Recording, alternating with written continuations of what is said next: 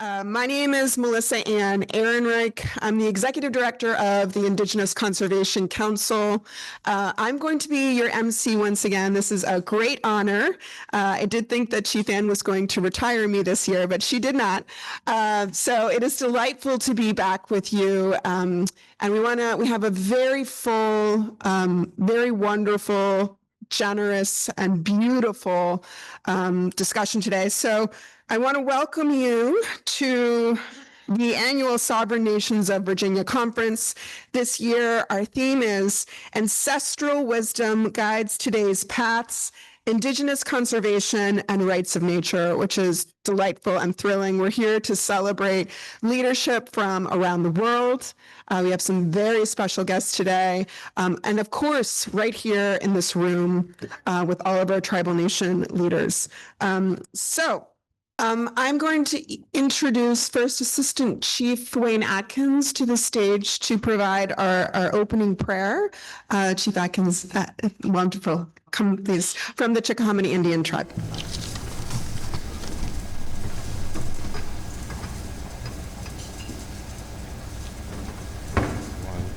I'm going to offer a prayer in our Algonquin language. This is a prayer that I have not fully learned yet, so I'll be reading it, but a little history behind the prayer. We had an intertribal group from Virginia go to England in 2006, and part of that trip we had a spiritual leader from the Mattaponi tribe, Mr. Ken Costello, and as part of his leadership he had this prayer written for us, and he was able to recite it over in England. It's been done many times here too in the United States, particularly in Virginia. And so as I offer this prayer, I want to remember Mr. Costello and all of our elders that have gone on before. Mashalanuto, Cheska de Kewak, Wayeshua, Amatnanut, Great Father, Great Spirit, loving Father of all nations. Now we Wotaman, Kukishan, Muskake Uo. We know that you made this beautiful earth. Kamitaman, Adawi, Nukatenan, Nukakinan. You give us all that we need to live and much more. Father, I ask your blessings over this gathering today and all that are here. Give us a good day and safe travels as we leave. Kina, the Manitowaman.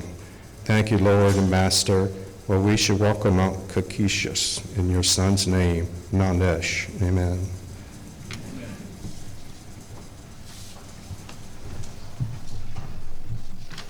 Good morning. Welcome, welcome, welcome. It's so great to see all of your faces this morning. Again, many of you from last year, new ones from this year, and welcome to all of those who are live streaming out there. To the 5th year of the Sovereign Nations of Virginia Conference. It's awesome that our people are able to gather together every year for this event of education, of camaraderie, of empowerment and inspiration. I would like to thank Melissa with the ICC and all the incredible work that she and the leaders of the tribes of Virginia are doing in conservation and sovereignty on behalf of all the tribes. I'd like to thank all of our sponsors. Our sponsors are growing. And for all of you who are sponsoring this event, you can't imagine how important it is to us to bring us together after all of these years of not being recognized and not being able to do the things that we needed to do for our own people, not be able to speak our minds and without having to fight. We're still fighting, but in a different way now. And I just want you to know how much we appreciate you being able to do this and bringing in people from around the globe to educate our people here in Virginia and to join in the fight for traditional ancestral lands and their protection of our lands and waters. I would like to, at this point, thank you for being here, and I see Delegate Kriesik in the room. There you are.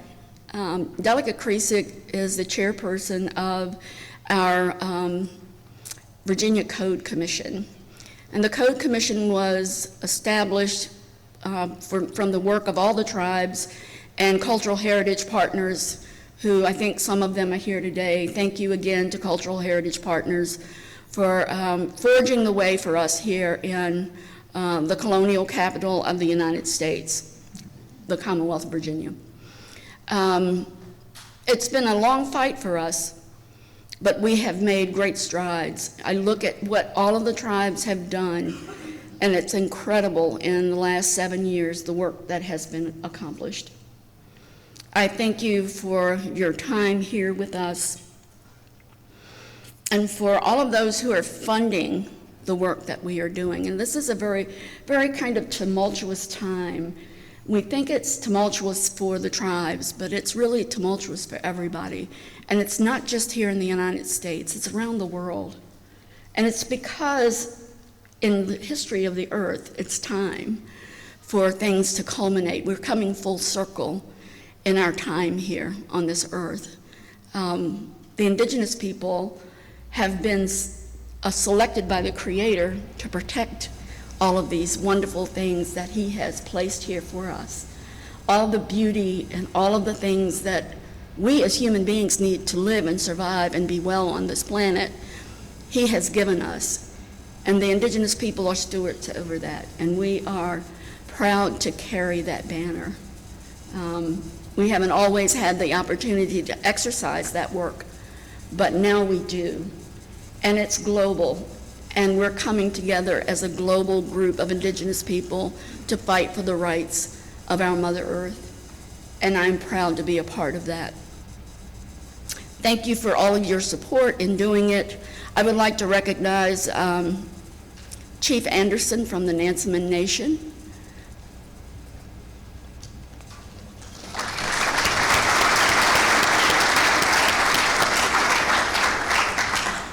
Chief Kevin Brown with the Pamunkey Reservation.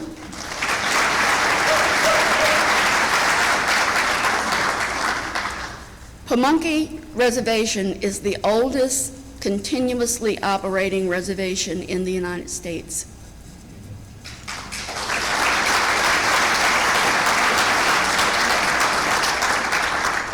Chief Diane Shields with the Monacan Indian Nation. And Chief Joanne Howard with Eastern Division of Chickahominy Tribe.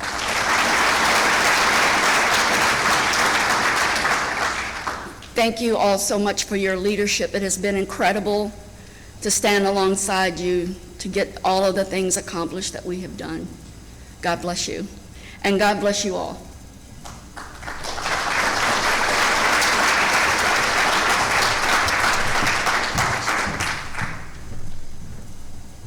All right, okay. I just want to make sure everyone can hear me.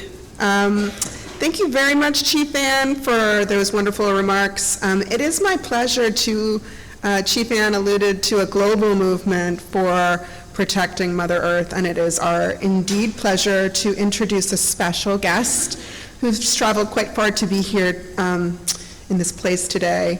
I'd like to introduce Danielle Harris, who is the chief of the Ranitane Omanawatu tribe. Thank you very much. She will make brief remarks. How did I do?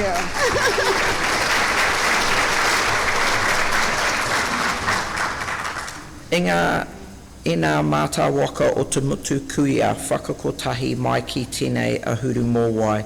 Tēnā koutou, tēnā koutou, tēnā koutou katoa. To all the waka canoe of this land gathered in this shelter, greetings, greetings, greetings. My name is Danielle Harris, and I am from the sovereign iwi nation of Rangitane o Manawatu. Our ancestors' wisdom guides us, our present and future, and we acknowledge them with deep reverence. On behalf of our delegation of tangata whenua, people of the land from Aotearoa, it is an honour and a privilege to be hosted by you, Chief Ann Richardson of the Rappahannock Sovereign Nation in Virginia. Over the last while, we have visited with Chief Kirk Francis of the Penobscot Nation, Chief Lynn Maluba of the Mohican Nation, Chief Ryan Malonson and Chairwoman Cheryl of the Wampanoag Nation, visited Harvard's Indigenous Governance Program and USIT with Liz Maluba and Kitki Carroll. We have been truly inspired by each visit, the economic prowess, social and cultural pathways across these nations through their rightful manifestation of their sovereignty. We also acknowledge the ongoing challenges and fight, and know you will all succeed. To be in attendance in the Sovereignty Symposium will further enhance our kite baskets of knowledge as we travel home to continue to challenge and hold to account a government relentlessly focused on stripping away our Indigenous rights and inherent sovereignty at every level imaginable. We are admiringly aware, Chief Anne, of the profound journey and challenges in seeking state and then federal recognition for the Rappahannock sovereign nation over many generations, and on the impact colonialism has had on your people and all of you here. Sadly, as we all know, this has been done to all our Indigenous nations around the world, and it was no different in Aotearoa, New Zealand. Thus, we must all stand united each and every day against our oppressors, as like you have said, our people still exist and will continue to exist. It is with thus deep humility that we present this taonga, gift of high esteem, to you, Chief Anne, following our waiata, and I'd like our whānau to come up, thank you. On behalf of the sovereign nations of Rangitane, Ngāti Toa, Ngāti Porou, Ngāti Kahungunu, and Ngāpuhi. Nō reira, tēnā koutou, tēnā koutou, tēnā koutou katoa. Tūtira mai ngā iwi, Auwe, tātou, tātou e. Tūtira mai ngā iwi, tātou, tātou e. Whai a te maramatanga, me te aroha e ngā iwi. E ako tapatahi, ki ako tahira, tātou, tātou e. Tātou, tātou e. Hia wehi. Tūtura whakawhiti whira maua kia tīna! Tīna! Ie! Tai ki e.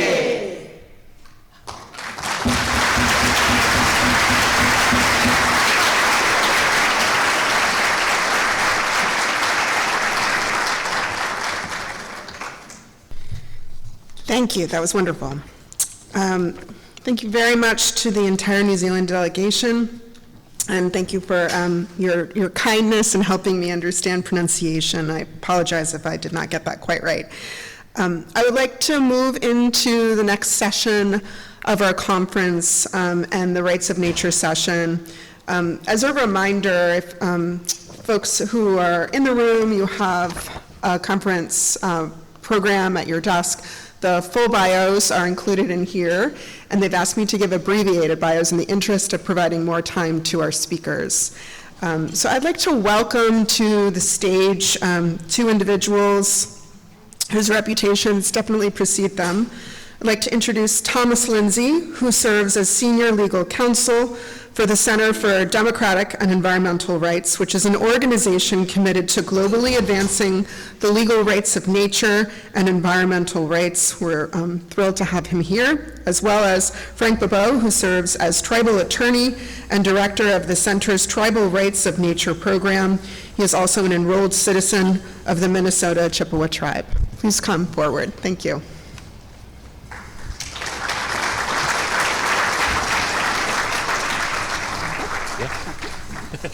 Push forward in it. All right, so we had the tech guy take us through this. The joke was, how many lawyers does it take to learn how to do a PowerPoint? And apparently 2 weren't enough to do this. So, good to be with everybody today. I thought we had traveled the furthest, Frank and I, but the Maori have, kind of beat us on that one. So we are talking about the rights of nature today. And just at the outset, I wanted to thank Chief Ann. I wanted to thank Melissa, Rex, Pat, all the behind-the-scenes folks that make this event happen. It is truly a pleasure to be with folks today. So this is us today. When I put the slideshow together, one of the folks in my office said, well, that's, kind of legalese. Why don't you just title it, Where Have the Fish Gone? kind of thing. So this is what we're talking about today, advancing tribal sovereignty and protecting traditional tribal lands through rights of nature laws. And I would add on to that, not just tribal lands, but waters. Big issue here in Virginia, of course. But how do we use these rights of nature laws? And first of all, what are rights of nature laws? What do we mean when we say rights of nature? We're going to talk about that in the next couple of slides. But how do we advance and expand tribal sovereignty and protect tribal lands and waters through this new kind of lawmaking that emerged back in the mid-2000s that we're going to talk about today? So I'm going to try to draw the high-level kind of what are we talking about with these laws? Why have the Rappahannock become the first in the nation to actually codify rights of nature into their tribal constitution? Why did they do that? Is it just a feel-good thing, or does it actually have some real cutting-edge teeth to it from a legal perspective? And then we're going to turn it over to my friend Frank, so you can talk about one very real, actually two very real practical applications of rights of nature laws in the U.S. As used by tribes. So first slide up, rights of nature, what is it? Well, it's a growing movement of sorts that through either legislation or jurisprudence, so either legislation passed by governments, whether those be municipal governments like the city of Pittsburgh, which has passed a rights of nature law, or state governments or national governments around the globe that have passed written laws dealing with legally enforceable rights of nature. And that's a real mouthful sometimes. But what does it mean for a forest to have rights? What does it mean for a river to have rights? And how do we as people actually enforce those rights on behalf of those ecosystems? So we're talking about written law, but we're also talking about jurisprudence, so judge-made law, decisions that are issued by judges without written law in place, which has started to happen in a bunch of different places around the globe. Or, of course, legislation, which is the written law, which recognizes legally enforceable rights of ecosystems. So not just feel-good statements that say, wow, we think nature is important, we think nature should have rights of some kind, but actually legally enforceable rights in which governments are declaring that ecosystems have rights of their own, legally enforceable rights of their own. So when we talk about rights, generally people resonate in their head with human rights. We have the Bill of Rights in the Constitution. We have free speech rights. I think we still have some of those. So we have free speech rights. We have due process rights. We have different rights found within the U.S. Constitution. Tribal constitutions, of course, have their own Bill of Rights, their own set of rights. But we're used to thinking about it in terms of human rights. The rights of nature is really pretty simple. It's about taking that body of human rights law and applying it to ecosystems in nature, and in some places species themselves, with the understanding that legal rights are the highest form of legal protection available under Western law. So basically under the Western system of law, if we have a common understanding of the values that we want to have protected, those evolve into rights, kind of fundamental, inalienable, can't be stripped, all those types of things that we talk about. So essentially taking this legal rights concept out of the human rights sector and moving it into this natural or environmental protection sector. So the shorthand is that it raises the types of protections afforded to nature by recognizing enforceable legal rights and borrowing from that human rights sphere, which is one of the most developed areas of law under the Western legal framework. People always ask, okay, well, that's great, but what are those rights? How do we talk about them? And these are some of the rights that have actually been recognized by laws around the world. So, a right to exist, kind of a right to life for a river. What does that mean? Well, where I grew up in western Pennsylvania, you have fracking and underground mining companies that actually dewater streams. They concrete the beds and then the streams run dry. The stream no longer exists. So in some ways, at the very base, we're talking about the very basic right to exist for a river or ecosystem or a forest. We're also talking about things like the right to thrive, right to regenerate, right to evolve, right to perform species or ecosystem functions, right of restoration, right to habitat. For rivers, the right to flow undammed is one of the rights that's been recognized in these various laws. Right to a healthy environment and climate.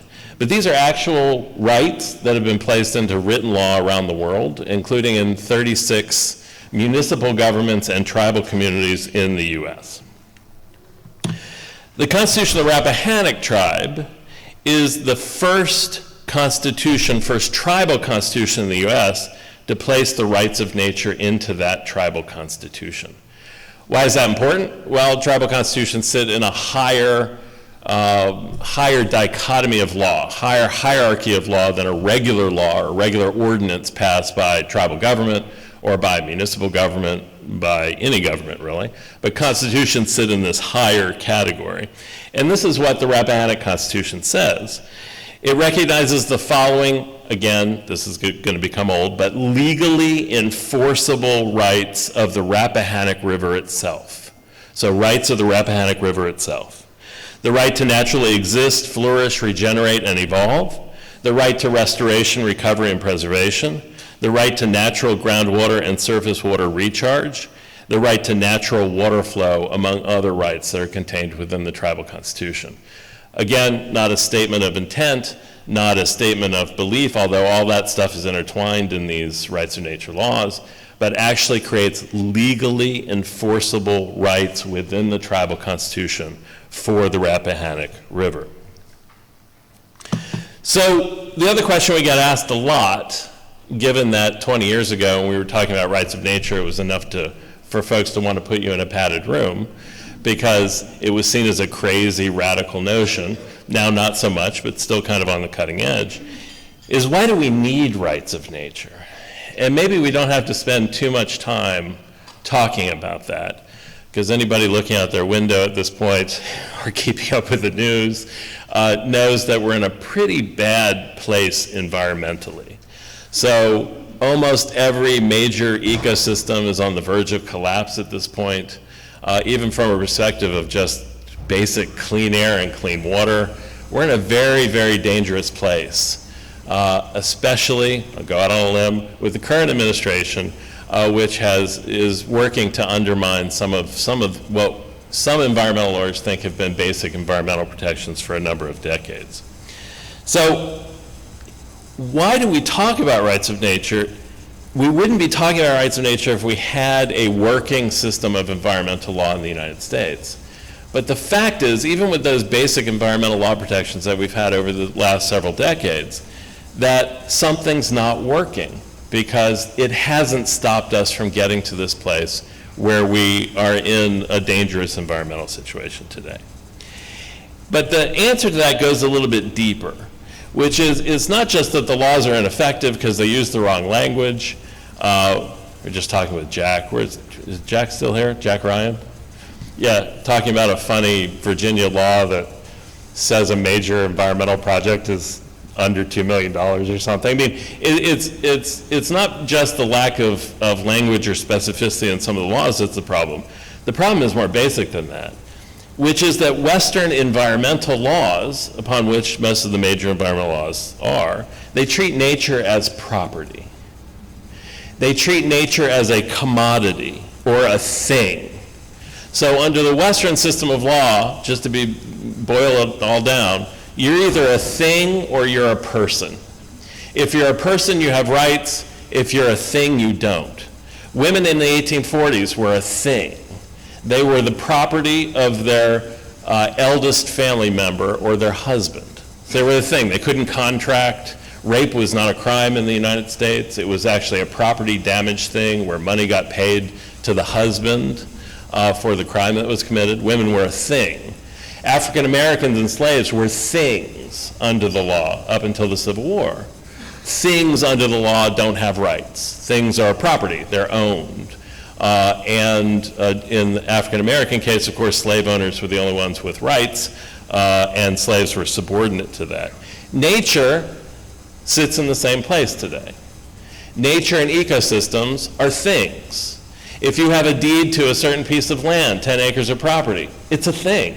You can use it the way that you want, subject to certain, wetlands and other considerations that might come into play. But as a thing, it lacks even the basic right to exist. We think of environmental laws as protecting that thing, but in reality, environmental laws that issue permits legalize harms. They actually allow certain things to take place, like millions of gallons of water being withdrawn for data centers from rivers, for example.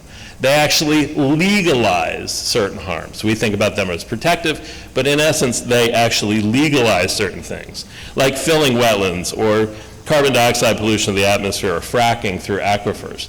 They're actually tools used by state governments to legalize certain activities. That's how the environmental permitting system functions. And so we kind of have to think about these environmental laws in a different way. As one of our colleagues likes to say, it's not called permitting for nothing.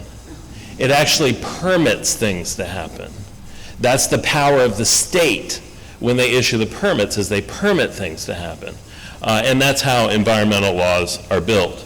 And I was an environmental law practitioner for a decade, enforcing the Clean Water Act and the Clean Air Act. And no matter how you look at those systems of regulation or permitting, they're all about allowing bad things to happen. That's what the environmental regulatory system is about.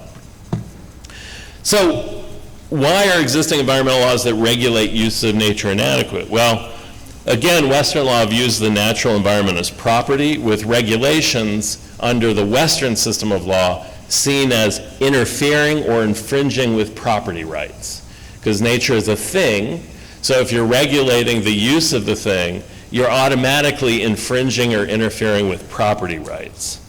And the problem with that, among other things in the way that we culturally see nature, is that the scope of current U.S. environmental laws are then constrained by our U.S. Constitution. U.S. Constitution says thou shalt not take property without just compensation. So the Supreme Court has even recognized a rule by which environmental laws can go too far. If they go too far in the taking of the use of a piece of property from a landowner, then government owes the landowner money. It's a takings of property. So if nature is treated as property, property can't be restricted overly to protect it without interfering with property owner rights, then you have a takings under the U.S. Constitution. This kind of shook me to the core when I was beginning to do this work, because it's a limitation on how far environmental laws under the Western legal framework can actually go. Because there's a point where constitutionally they can't cross. And they can't cross basically at a point where you value the environment more than you value the property owner, because that's what the U.S. Constitution prevents in terms of insulating the property owner from those kinds of regulations. And of course, we have environmental crises that attest to the failure of the current environmental law framework. Again, anybody that's breathing and paying attention knows that we're in a pretty bad place at this point. How bad? Well, this is some of the bad. We have ecosystem collapse. Our coral reefs are going to disappear by 2100, is by most estimates. We have 1 million species facing extinction, just from a species perspective. And of course, the elephant in the room, climate change. Dr. James Hansen, some of you may know him as the climate expert. We are rapidly moving past the ability to preserve a planet similar to that on which life on Earth is adapted. That's pretty severe language. It's like we're here, we've evolved to this point, but we're moving past that point where we have an environment that can protect life. So these are all kind of existential things. It's tough to get our brains around it. It's easier to get our brains around a project in our backyard that's contributing to something that a corporation or the state government is pushing. And that's a lot of the places where these rights of nature laws have grown. So this concept of rights of nature, where does it come from? Well, it has indigenous origins.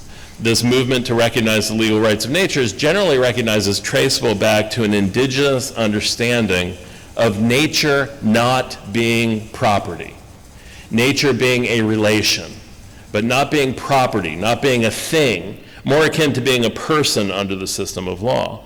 That First Nations treat nature as something that can't be owned. There's a different cultural understanding. First Nations speak about nature as a living being or as a relative.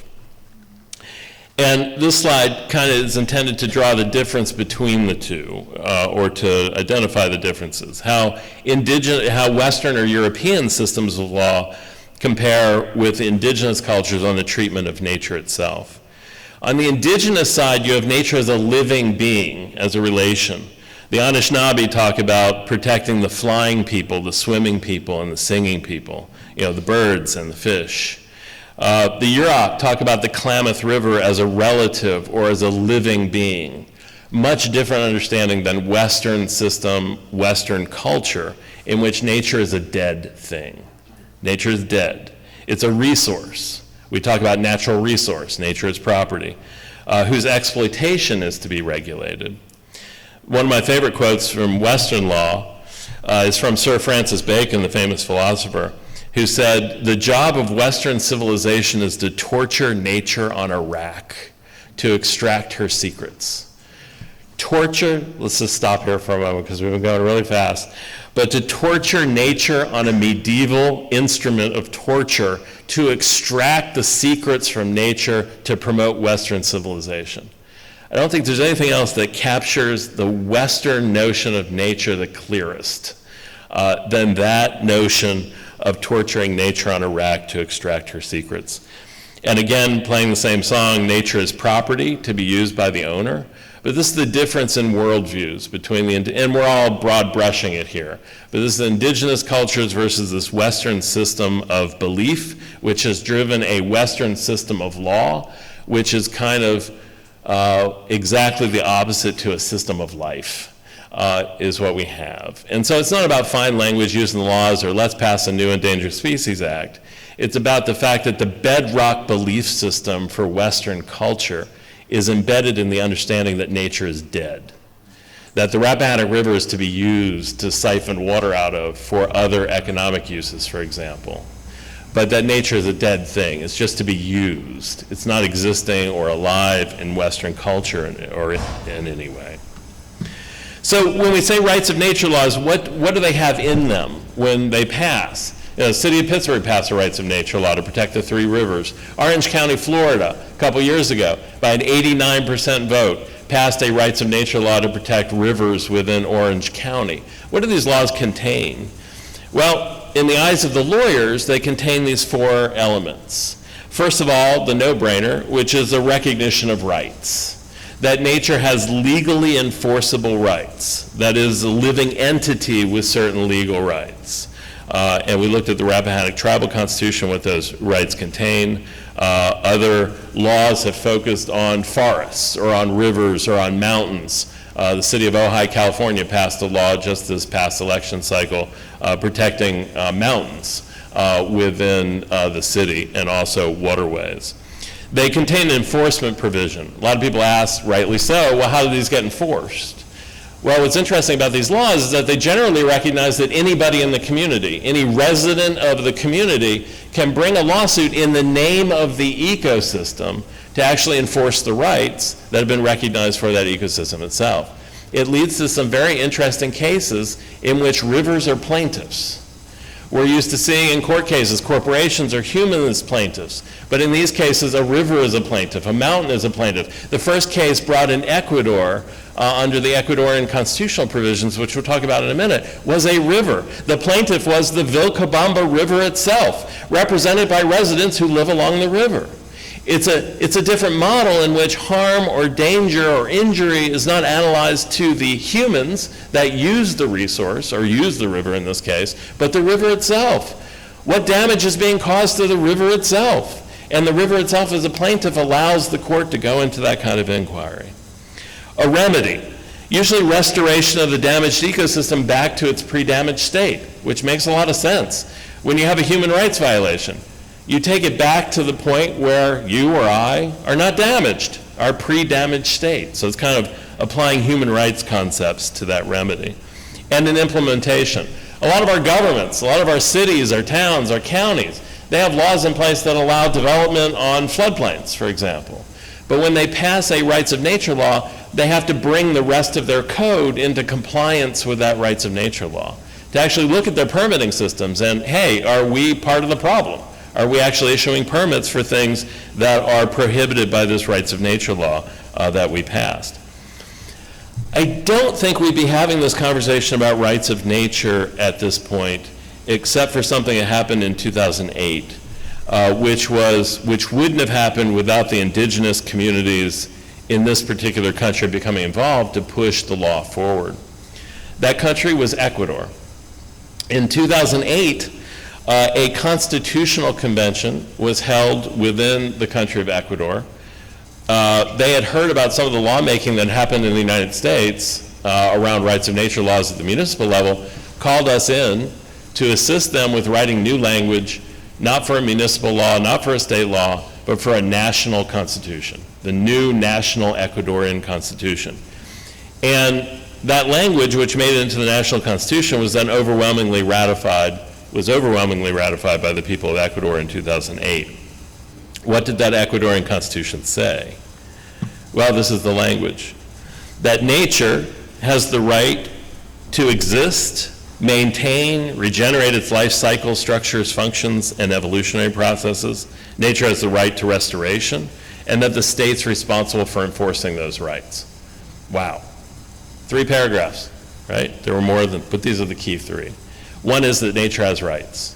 Basically, Mother Earth has rights, because Pachamama is the phrase, is the key term for Mother Earth in Ecuador and South America. That nature has the right to restoration, and that the state itself, the country itself, has the responsibility to actually enforce and implement these rights. That was the country of Ecuador that passed that into law in their national constitution in 2008. These were some of the cases that emerged after the Constitution was adopted.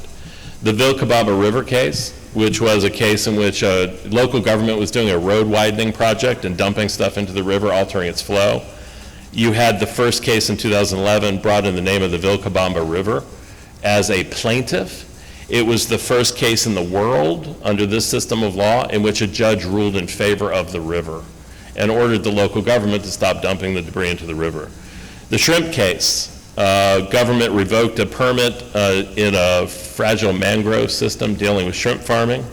The Los Cedros case, which became probably the sexiest case back in 2021 around rights of nature, dealt with the cloud forest and mining in the cloud forest. Courts in Ecuador came in and revoked the mining permits in the cloud forest on the basis that the cloud forest had rights under the Ecuadorian Constitution, thus nullifying those mining permits within the Los Cedros cloud forest.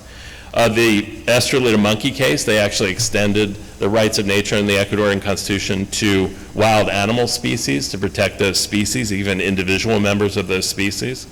And out of these kind of cases, we call it a turn of Copernican proportions because we think it's that big a transformation from this conventional, traditional Western system of thinking towards one that puts nature as a primary entity in terms of implementation and enforcement of these rights.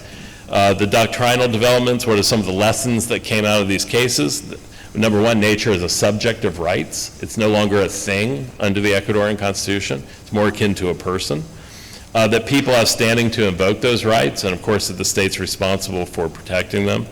And then the laws have also been applied in civil, criminal, administrative, and operational laws like shark finning. A case was brought dealing with shark finning that was done by Chinese corporations off the Galapagos. So very practical, realistic ways in which the rights of nature have been enforced and implemented on very specific issues, basically taking us beyond where conventional environmental laws were able to take us in Ecuador. One of my favorite laws that was passed relatively recently was in Panama. It's a rights of sea turtle law. Protects leatherback, hawksbill, and other turtle species under threat from bycatch, illegal trade, human development, climate change. Fantastic law. Panama passed a national rights of nature law before this, and then they specifically passed a rights of sea turtles law in 2023. It applies to the sea turtles' right to habitat, freedom from pollution, allows enforcement through sanctions and fines, guarantees the rights of turtles by canceling and preventing future government permits that might interfere with habitat and other things, and prohibits activities that will harm sea turtles, including their marine habitat and nesting areas. So in 2023, the rights of sea turtles law in Panama. Other places where rights of nature laws have been passed. National laws now in Ecuador, Bolivia, Uganda, New Zealand, Panama, and Spain. State and local laws in Brazil, Mexico, Canada, and the United States.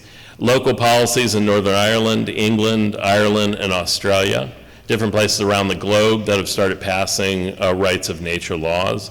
Just to pull out one of those places in Canada, it was the first example several years ago of an indigenous community joining with a municipal community in Quebec to actually protect the Magpie River from being dammed. So recognizing the Magpie River as having certain legally enforceable rights, and then the indigenous community joining with the municipal community to pass the same law at the same time. So the partnership between the two, which we haven't seen often, but first example of that happened in Canada between those two local governments.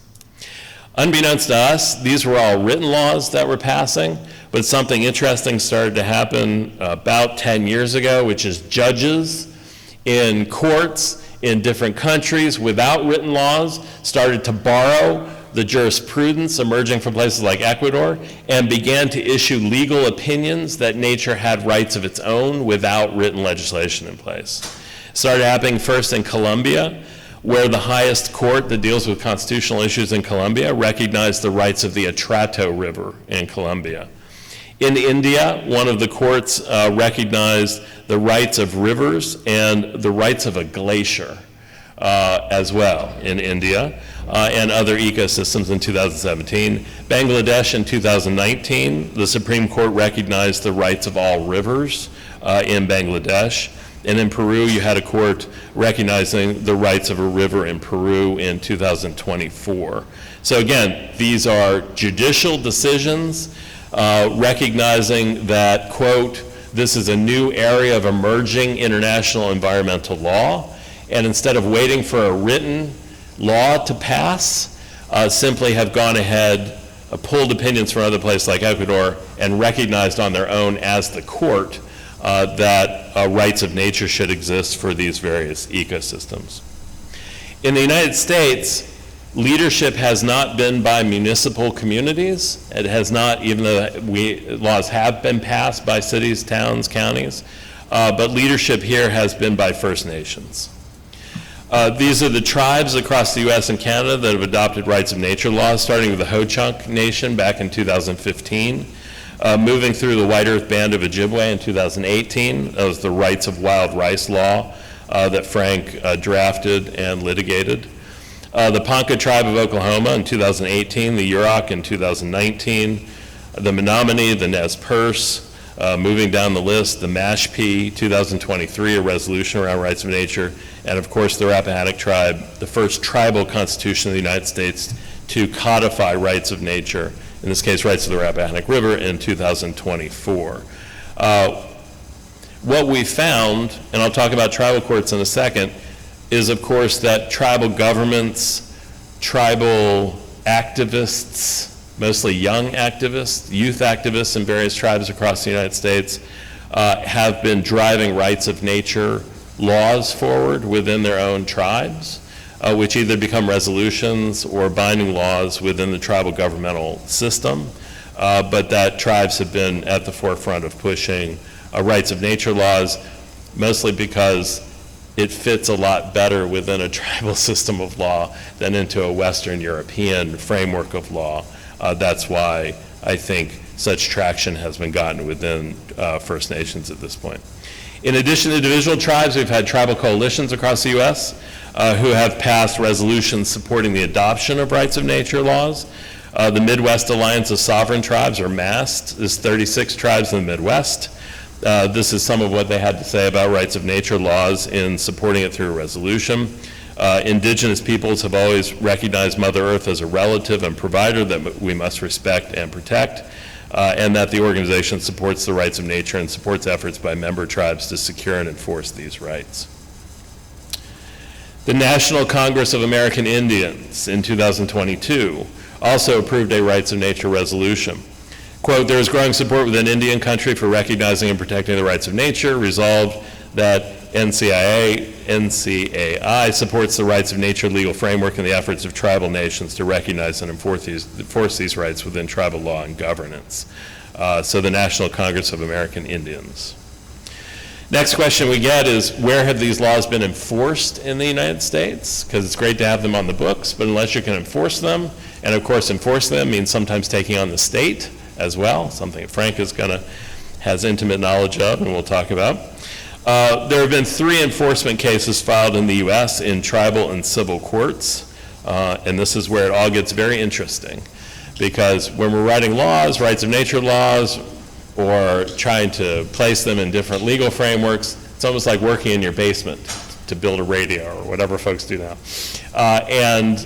You're not really challenging the existing system, which claims superiority over all things permitting and regulatory. It's when we move into the courts that the fireworks begin. There have been 3 enforcement cases in the United States. The first one was to enforce the Orange County, Florida law.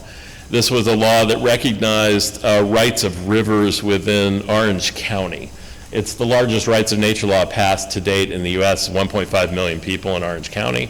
Passed by 89% of the vote. I don't know if people worked on initiatives, but to get 51% of the vote is an amazing thing. 89% of the vote, I think, shocked everybody. There was a project after the law passed to build a 1,900-acre industrial commercial development that was going to destroy about 60 acres of wetlands and about 100 acres of riverfront land. And there was a lawsuit brought to challenge that development. You will note that in the caption for the lawsuit is known as Wild Cypress Branch versus Beachline South Residential. Wild Cypress Branch is one of the waterways that was to be affected by the development. So the plaintiff in the case, the lead plaintiff, was actually a stream, in this case Wild Cypress Branch. The developer that was proposing the project was Beachline South Residential. Also sued in the lawsuit was the state of Florida, because the state of Florida was responsible for issuing the permit to allow the developer to destroy the 1,900 acres of land to build the commercial industrial development. So in these cases, generally the state becomes a defendant because they have a permitting system that seeks to allow the use to move forward. The second and third cases, the first case, the Wild Cypress Branch case, was brought in municipal court. So Florida, think Florida Western Court, a regular municipal court. The other 2, however, were brought in tribal court. And I think this is a whole new horizon, using tribal courts to begin to enforce these rights of nature laws. The first case is the case that Frank is going to talk about, Mahnomen, which is wild rice, versus the state of Minnesota. Mahnomen is wild rice, the Ojibwe, White Earth Nation, White Earth Reservation, had passed a law protecting the rights of wild rice, recognizing and protecting the rights of wild rice, and then brought an enforcement case to try to stop a large-scale water withdrawal that was required by the tar sands oil pipeline proposed by Enbridge, Line 3 in Minnesota.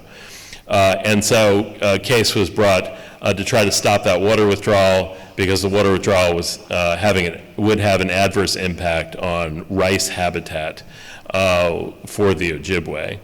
And again, Frank's going to talk more about that case. But brought in White Earth Tribal Court, so not in municipal court, but in tribal court.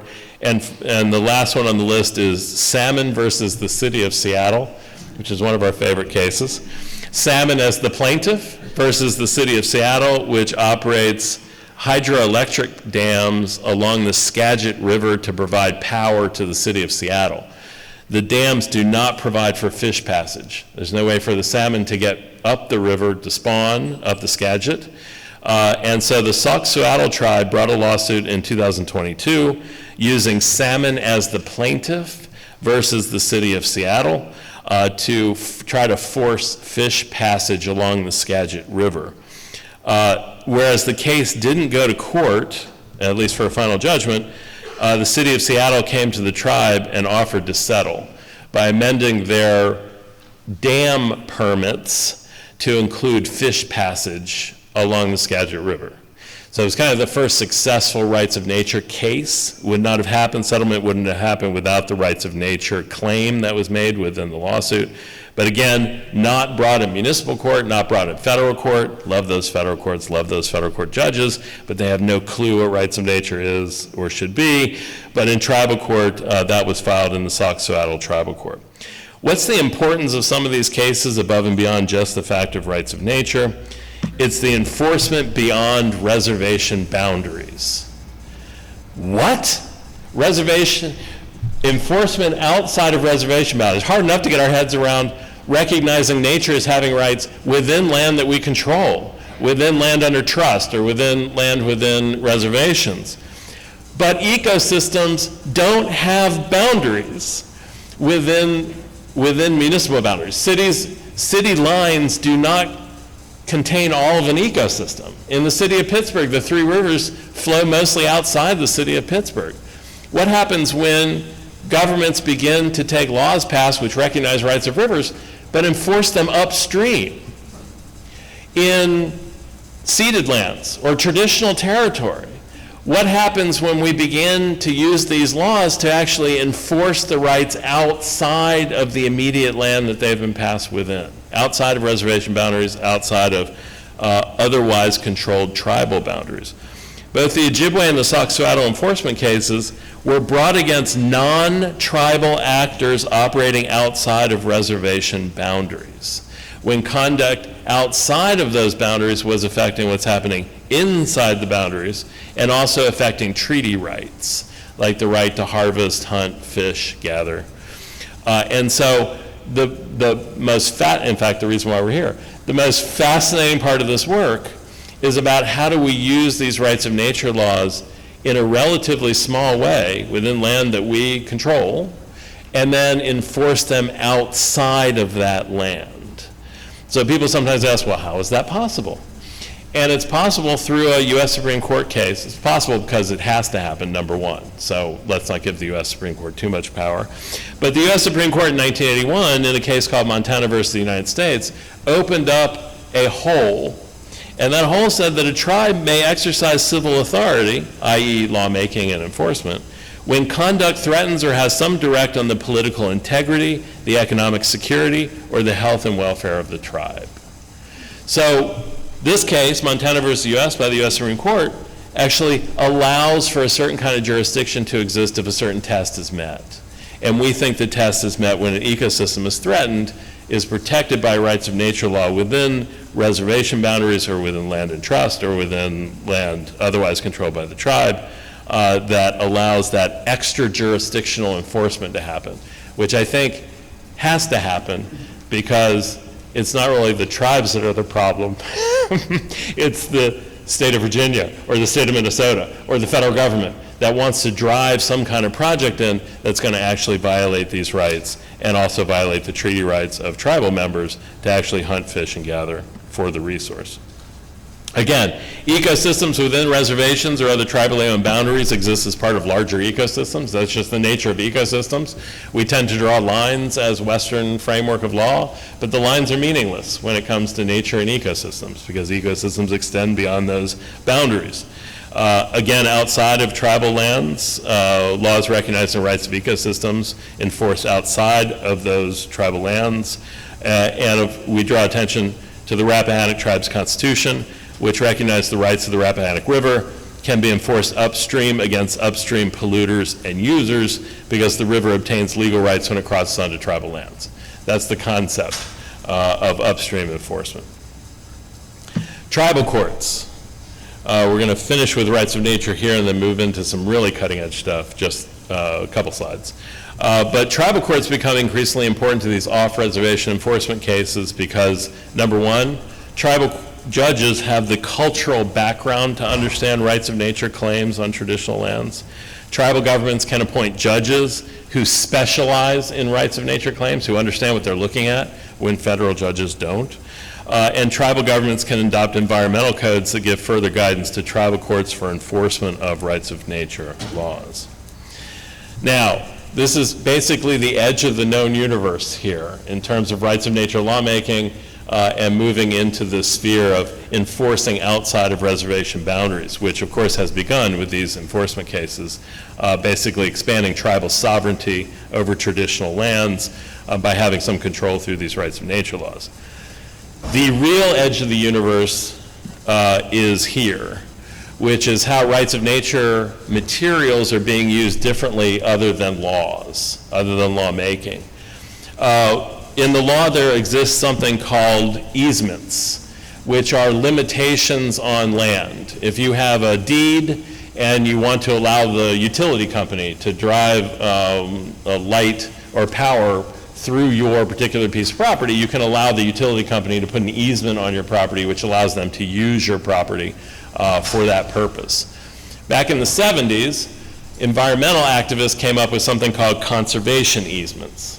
Conservation easements are where you can donate your right to develop the land to a nonprofit or a land trust or conservancy or a government. And they've been going on for quite some time. So if you want to preserve your land into perpetuity, you can sell or donate your right to develop that land to someone else, and basically protects the deed itself and the land itself from being developed by having the easement held by another entity. So stay with me here.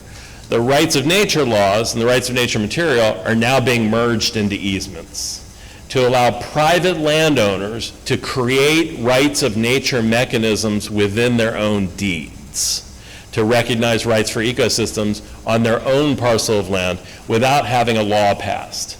So you don't need a law passed in these particular areas. We have property owners coming to us that want to actually place rights of nature easements onto their particular land. We think it gets really interesting when you have riparian or riverside landowners who want to recognize the rights of the river through parcels of land that they own because they reside on the river, and then how those get enforced against other permittees, other users, because we believe that those easements as well can be enforced off the land. So there are two new models that have really come about, the easements that I just talked about, and then a really interesting project that just started, that just finished up 2 months ago, called Land That Owns Itself. So figuring out a way for land to own itself with indigenous ecosystem guardians providing management for that land. So we talked about the rights of nature easements briefly. These enable title holders to recognize rights of ecosystems, create legally enforceable rights on the private land. Some of these make nature itself a party to the easement, also cutting edge. So the party to the easement is not just the nonprofit land trust taking the easement, but sometimes the river itself, the forest itself that's being protected, whatever the party is, the natural party is, being a formal party to the agreement as well. We've concluded these easements in Colorado, Hawaii, Pennsylvania, and Washington. So these are landowners who have placed rights of nature language into those easements in those states. And then as we propel ourselves past the last planet in the solar system, we get to the land that owns itself, which is a number of years ago, some landowners came to us and said to us, well, this is great, this rights of nature stuff, but even with nature having rights, we want to move beyond that so that land can own itself, so that a forest can hold its own deed, so that a parcel of land, a mountain, for example, can actually hold its own title. And so it gets a little complicated here, but not so much, which is that the lawyers had to go to work and find a way to actually represent that mountain in law, to actually put an entity together that is the ecosystems that comprise that particular mountain, for example, into a legal entity capable of holding a deed or a title. That happened a couple of years ago. Just 2 months ago, the first project in Colorado was completed, in which a 30-acre mountain now owns itself, has its own title, has its own deed, and is managed by ecosystem guardians who are from indigenous tribes of the area whose the mountain is traditional territory for. So it's Ute, indigenous guardians who have come together to be management or supervision, basically guardian or trustee of the land. If you look at the deed book or at the county recording office, you'll see that the mountain itself actually owns its own deed, its own title. So it's called land that owns itself. I think it's the next wave of this concept of nature having agency. This is the first pilot project, which was completed just a couple months ago. It's a 30-acre mountain in Colorado near Crestone, Colorado, if people know where that is on the eastern side. There's an indigenous guardian council that's been created to manage the land. There's also an easement that we've done for the mountain that actually gives the right to develop the mountain to a land trust to provide an additional layer of protection. And again, this is all kind of in the weeds, but think to yourself, ecosystems owning themselves, having their own title, their own deed, and indigenous guardians being bound to recognize the rights of those ecosystems and act in the best interests of them. So we covered a lot of stuff today. I'm going to turn it over to Frank now, but for more information about any of this stuff, our webpage, the Center for Environmental Rights.org, has more information about the easements, the land that owns itself. We also teach classes for lawyers, the continuing legal education for lawyers. The joke is that somebody said, well, you're teaching for lawyers, and we said, well, we talk slower when we talk to them. But they allow us to put the class up, so if you want more information about any of this stuff, you can take the class for free. We also have a library of ordinances, state statutes, national laws, and court decisions up there as well. And with that, I'll turn it over to Frank.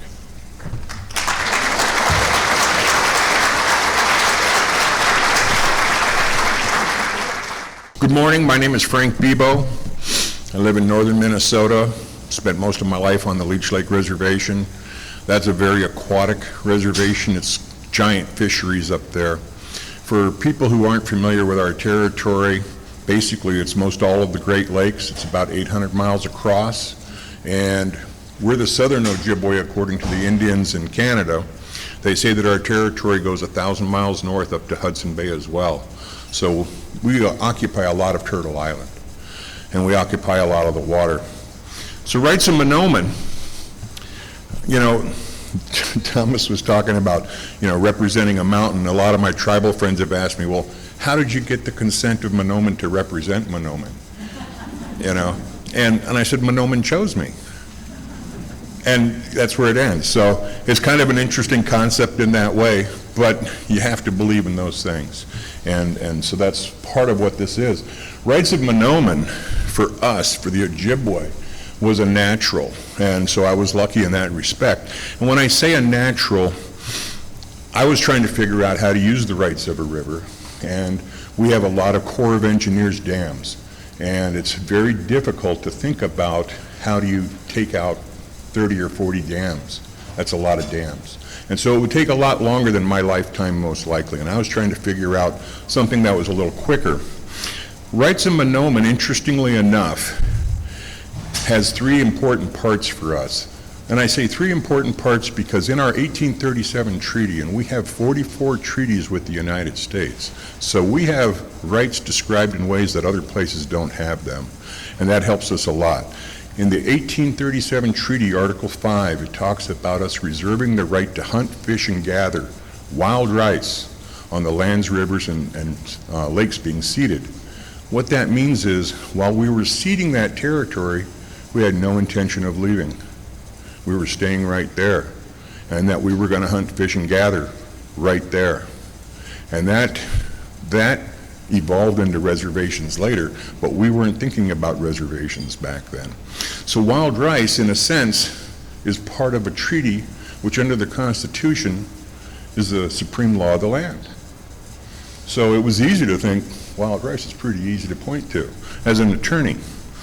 The other part for us is the cultural and the spiritual side.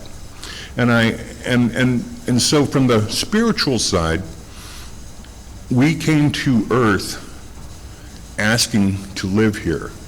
and we asked the Creator if we could live here. And the Creator had to petition all of creation to see if it was okay, because essentially we're using all of creation to live. And so we were granted that, but in that grant, we are always supposed to remember our relatives. We're supposed to always include them in our ceremonies, naming ceremonies, whatever kind of ceremonies that you're having.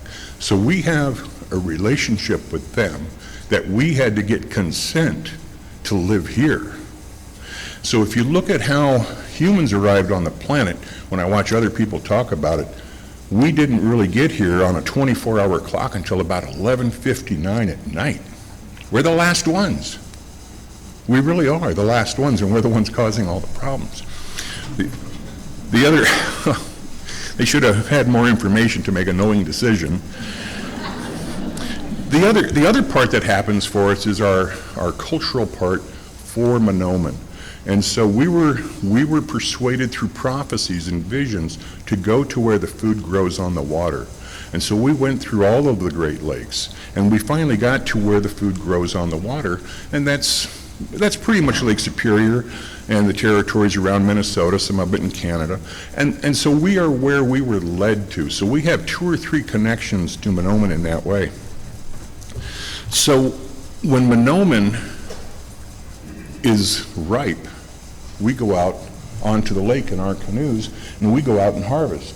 And unfortunately, a few years ago, when all of this Line 3 stuff was going on, the state of Minnesota issued a retroactive permit for 5 billion gallons of water to be taken out of the ground by the pipeline.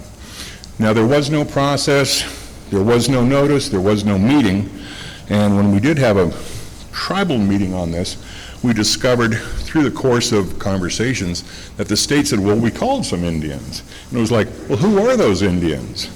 And they couldn't produce the names of those Indians. And there wasn't anybody called from our environmental department or any other place that was going on. And we couldn't get out in our canoes onto the water to go out and harvest wild rice. That's about as far as you can go, at least for myself, I guess. And so we had passed the law. To show you a few pictures about wild rice. This is probably about 80 years ago. You can see that they're pushing the canoe around, usually one person standing in it all the time. I've been a polar and I've been a knocker both, and it's a lot of work. Normally the person poling would stand behind, the person up front would be knocking the rice into the canoe. The ripe rice falls in. It's like a grain, aquatic grass, so it's a grain. And the tops of grains don't always just ripen at the same time. If you tap them lightly, other kernels will stay on the plant, and you can come back by it again 2 or 3 more times and harvest from that same plant. This is my father about 80 years ago probably, out picking rice. Before I was born, he's still a young guy. That's my father and I out there picking rice. This is a bunch of people picking rice. This is what we're known for. And it's almost like a little powwow sometimes because people travel all over to get to the wild rice. They talk to their relatives, they see where the best place to go, what the price is that people might be paying. It probably brings us together as much as any powwow out there, except it's right at the lake shore. This is how most of our families got connected through wild rice throughout the summer, because our ricing camps would be 4 to 6 weeks long. And so you'd have whole families right by the lake for a long time. This picture is of the Boys and Girls Club. We were passing on essentially how you hand process wild rice. There's a large kettle there that's cut off a little bit. The building and back, that's where I process wild rice. It's essentially the same process, except we have a electric motor turning the paddles, and we're not standing in the smoke and the fire and getting hot and burned up. So, rights of water and fish. I was just lucky enough to be out with the Mashpee Indians up in Massachusetts out at Cape Cod. And I used to live up in Cape Cod a long time, not in Cape Cod, but in Massachusetts a long time ago when I was a kid, and I'd been out to the Cape. And I didn't really understand how fish are important in many different ways. And I say fish in particular, I'm going to use the term herring in particular, because that seems to be the root fish in a lot of places. And so this is from the tribe up in around Juneau, Washington State, and this is their way that they look at the herring returning back. These are Pacific herring. There's all kinds of herring. There's Atlantic herring. There's saltwater herring. There's freshwater herring. And what I've come to find out where I live, all the whitefish, all the tulipies, and all the ciscos are herring also. And those are our best fish. I just didn't realize the connection, high in omega-3, so why wouldn't we want to have those fish? So the rights of, I talk about both these with the Monoman, but the lawsuit asserting the rights of salmon ended in a settlement that benefits the fish. This is the title of an article from the Seattle paper. They have to tell people how this really works and that it worked for the fish. So in the way this worked, Seattle, as Thomas pointed out, they agreed to make fish passageways. When I was out at Standing Rock in the Missouri River, I could see the hardship that the people were being put through out there. And they talk about the dams out there killing the river. And in a lot of places they talk about dams killing the river. The fish can't migrate. You just don't get the same effect that nature had intended a long, long time ago. It's possible that every dam that's in Minnesota needs to have a fish passageway. It's just, it hasn't been approached at this point in time. But that may be what some of the next struggles come by. I was looking at one of your old maps in Virginia. I did grow up in Virginia a little bit in the 60s and 70s. And so last night during the interview, there was a couple of questions about familiarity with the Rappahannock, and I was familiar with the Rappahannock River itself and some of the people, but when you get back to the 60s and 70s, there wasn't a lot known about Indians. There were state reservations, and that's most of what I knew.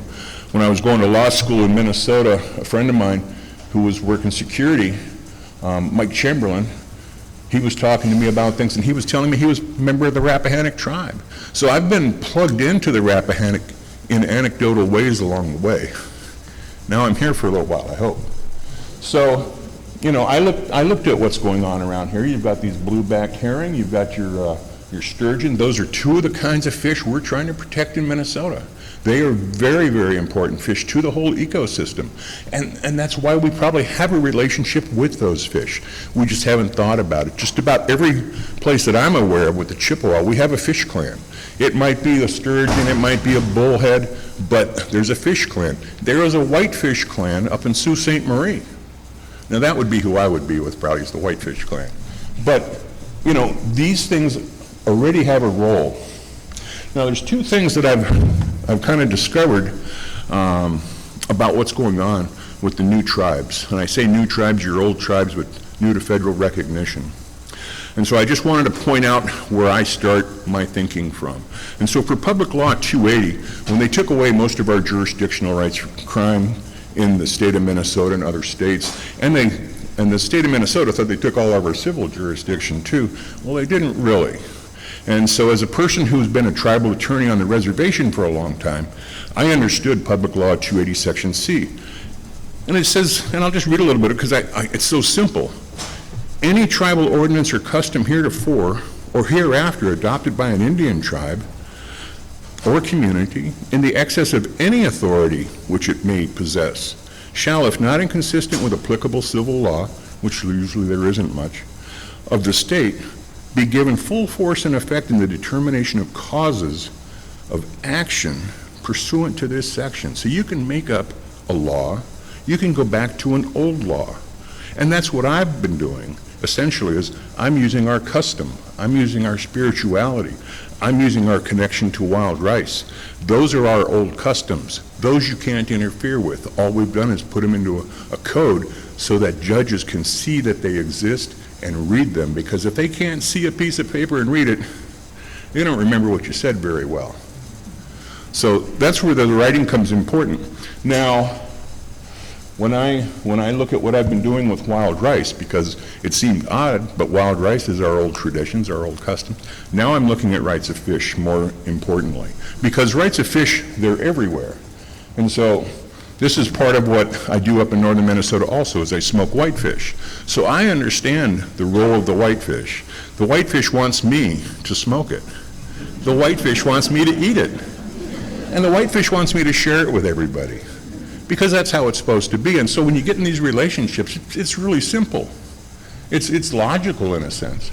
So when I look at rights of fish, and Thomas brought up the National Congress of American Indians, we were recently invited to put a proposal in for this upcoming session on rights of nature. And they were trying to figure out, how do you find something that will bring us all together and work on our environment, because our treaty rights are so different and scattered. And so what I basically submitted is the usufructuary rights of tribes.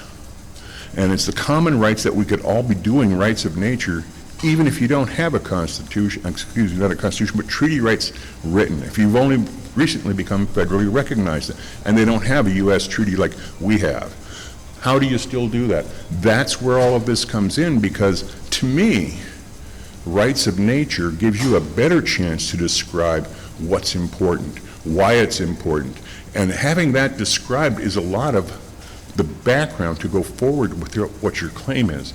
If you're hurting the wild rice, if you're making it so we can't pick wild rice, we won't have wild rice for the next year, that is huge to us.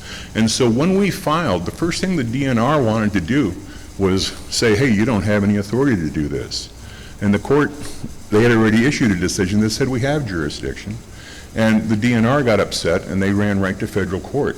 And they said basically in their submission that we would like the court to tell the tribes they can't use their tribal law against us in tribal court because we're sovereign. Well, they had sued the tribal court judge and the 5 elected tribal court leaders because they thought that's how they would get power over us. And the federal court said, hey man, you got to go back to their court. We're not going to dismiss this case from here. Tribes have the right to determine jurisdiction over cases at their tribal court in the first instance. That's what the federal court told the state of Minnesota. And that's essentially what the state in Wisconsin, the federal court, said there.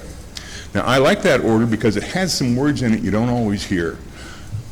One of the words is frivolous. And the word frivolous appears in that federal order 6 times. And basically the federal judge says, it doesn't matter how frivolous you think this law is. You have to go back to tribal court and let them determine their own jurisdiction first. Now that makes states come to the realization that they're not in control anymore. And as Thomas was pointing out, the city of Seattle, they came to a way to resolve the matter.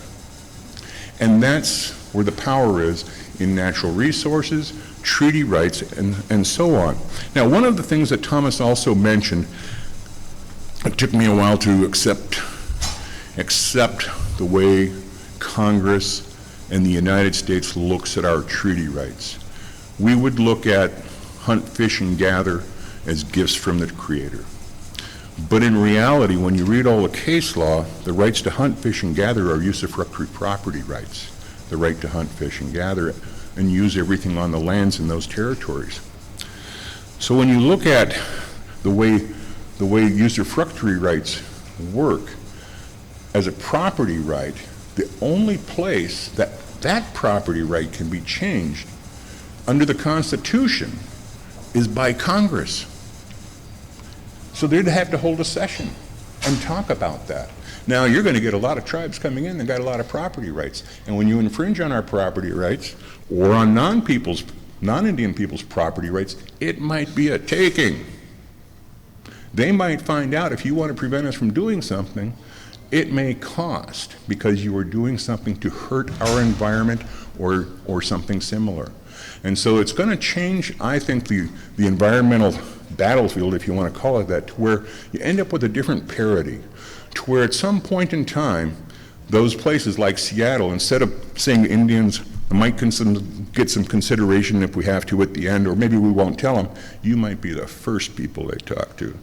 Because it took the state of Minnesota almost 9 years to permit Enbridge's pipeline while we were fighting it. And it was on a 6-month and 9-month calendar. And Enbridge isn't going to build another pipeline according to their own press releases in the United States anymore. So there are ways to change what's happening. You can't just kill things, but you can make them wish they hadn't come. There's a certain pleasure in that.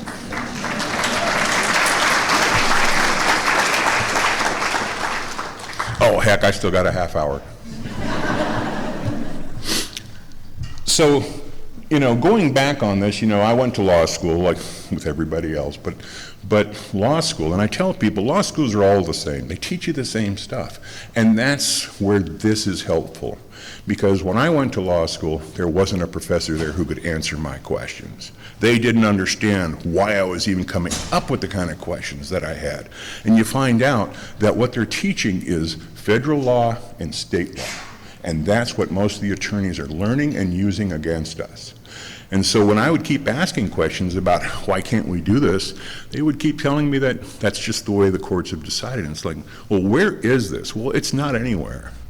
And that was what I discovered over time and when we did the rights of Mahnomen.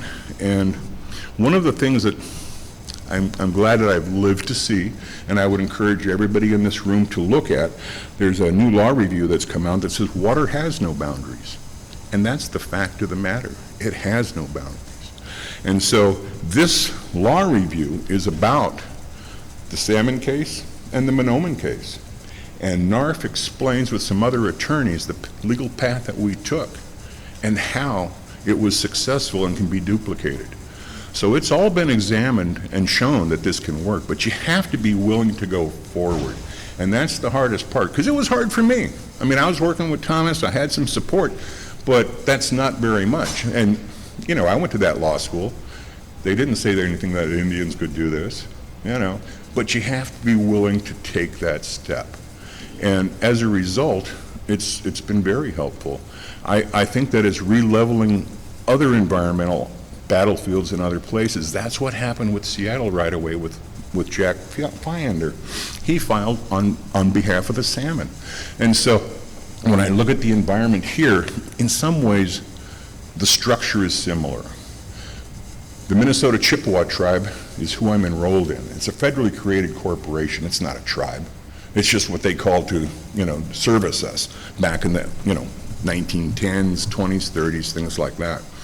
We actually are a bunch of independent reservations and independent tribes along the way. And so when I look at Virginia and the different tribes that are on your meeting for today, I see the same kind of a setup. The Minnesota Chippewa tribe is 6 bands. Some of us have 1854 treaty rights, some of us have 1855, we all have 37. We're working together. And even though I only sued from White Earth, nobody else has really picked up on the rights of Mahnomen in a big way. Now, there's been a couple of tribes that have picked it up a little bit, but nobody's looked to do any enforcement lately. But I don't know that there's any problems out there to enforce against right now either. So it's kind of a lull in terms of Chippewa country. But when we were in that federal court case and the DNR wasn't able to go forward, they did appeal to the 8th Circuit also. And there were 7 other Chippewa tribes that all have the same treaty rights that I have, who came out in support of what we were doing at the 8th Circuit. So all of the tribes that are Chippewa understood the powers and the jurisdiction that I was using, and they understood it was theirs as well. And that's the important thing. What I've been putting together isn't that much different than anybody else can do. You just want to make sure, in a sense, that you're doing it in a way that's easier to defend. So normally I maybe not would have sued the Minnesota Department of Natural Resources. But when you gave away 5 billion gallons of water, and what they had actually done was Enbridge had ruptured 2 aquifers, and Enbridge didn't want to acknowledge it. They were hiding that fact for 5 months, and when the DNR found out so many millions and billions of water had leaked out, the DNR didn't know what else to do. It wasn't contact the Indians first, I can tell you. So you want to get back to that place if you can, and that's what this is about for me. I don't think you can just go out and start every kind of litigation that's out there. But when it comes to your environment, most people do understand what's going on. I think there's a lot of federal courts, a lot of federal judges, even state judges that would like to see another place for that process to occur that might give some relief, because they can't grant you any relief typically from the court either. And so you're boxed in. And that's one of the reasons that I ended up trying to figure this out, because the systems that exist are broken. The systems that exist permit the conduct and legitimize it so they can do it again and again and again. And so this disrupted what was going on by making it go through Indian country. And going through Indian country, that means you can control the speed of things. You can go slower. You can make sure that you have all your cultural and spiritual aspects brought into court, and you can make sure that the record is full. Because essentially what happens, and these are all questions I had, when you go through tribal court, and the tribal court rules, in this case against the DNR has a right to also appeal, but they have to exhaust their administrative remedies on the reservation in the tribal court, which they did. Technically, after that, if we had gone further, then the federal court would review what happened. Well, I asked a professor about this. I said, well, what does the federal court review? Due process. Did you tell them you were going to bring them to court? Did you give them an opportunity to participate in the court? Did you say they could bring evidence? Did you say they could bring witnesses? And you got all the same things you have in all the other court systems with due process. And then at the end they go, so are you just dissatisfied with the result? We're dissatisfied all the time. It's different when the moccasin's on the other foot. That's what this is really more about, and that's why I enjoy doing it, because I know how Indian law works. And by knowing how Indian law works, I know that it can bottleneck and slow down the process in a way that makes people go away. When I look at this Amazon data center, if they think they have to go 3 or 4 years and may not get anywhere, they may go somewhere else on their own. They don't have to be in the place that they're looking at. But if they start there, then you're going to have more of it happening. And that's just how it's going to be. So you're in a unique opportunity here. I don't know all the tribe's capabilities and preferences, but I would say you're working together now. You should continue to work together.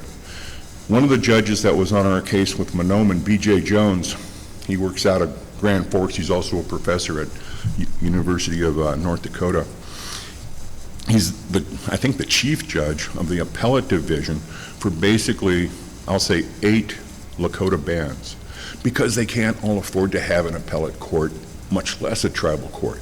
And you can't afford to have all those, I'll say, highly competent judges who need to understand treaty rights and other aspects of culture and spirituality.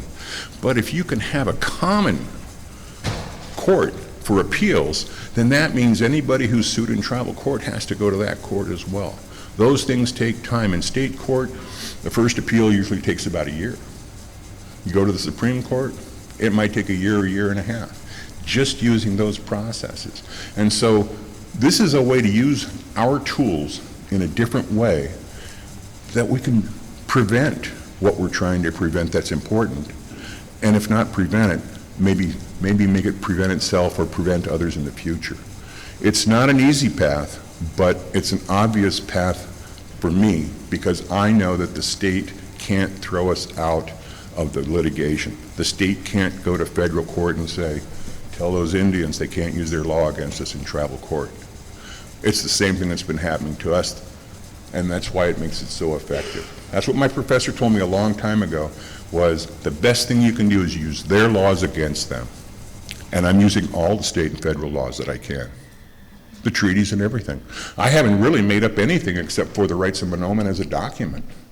And in that case, just another little background. When the Salmon sued Seattle, it was the Salmon and the 5 elected tribal council members. When Mahnomen sued the Department of Natural Resources for Minnesota, it was Mahnomen as the first named plaintiff. The next 5 were the elected tribal council members. And after that, there were a number of water protectors who had already been charged in state court for trespass and gathering as people to try to prevent the pipeline. And what I described in the rights of Mahnomen is that we have a property right in the wild rights. We have a property right in the water. And so we're not trespassing on property that we already own, even though it's more like an easement, because it's just land and water.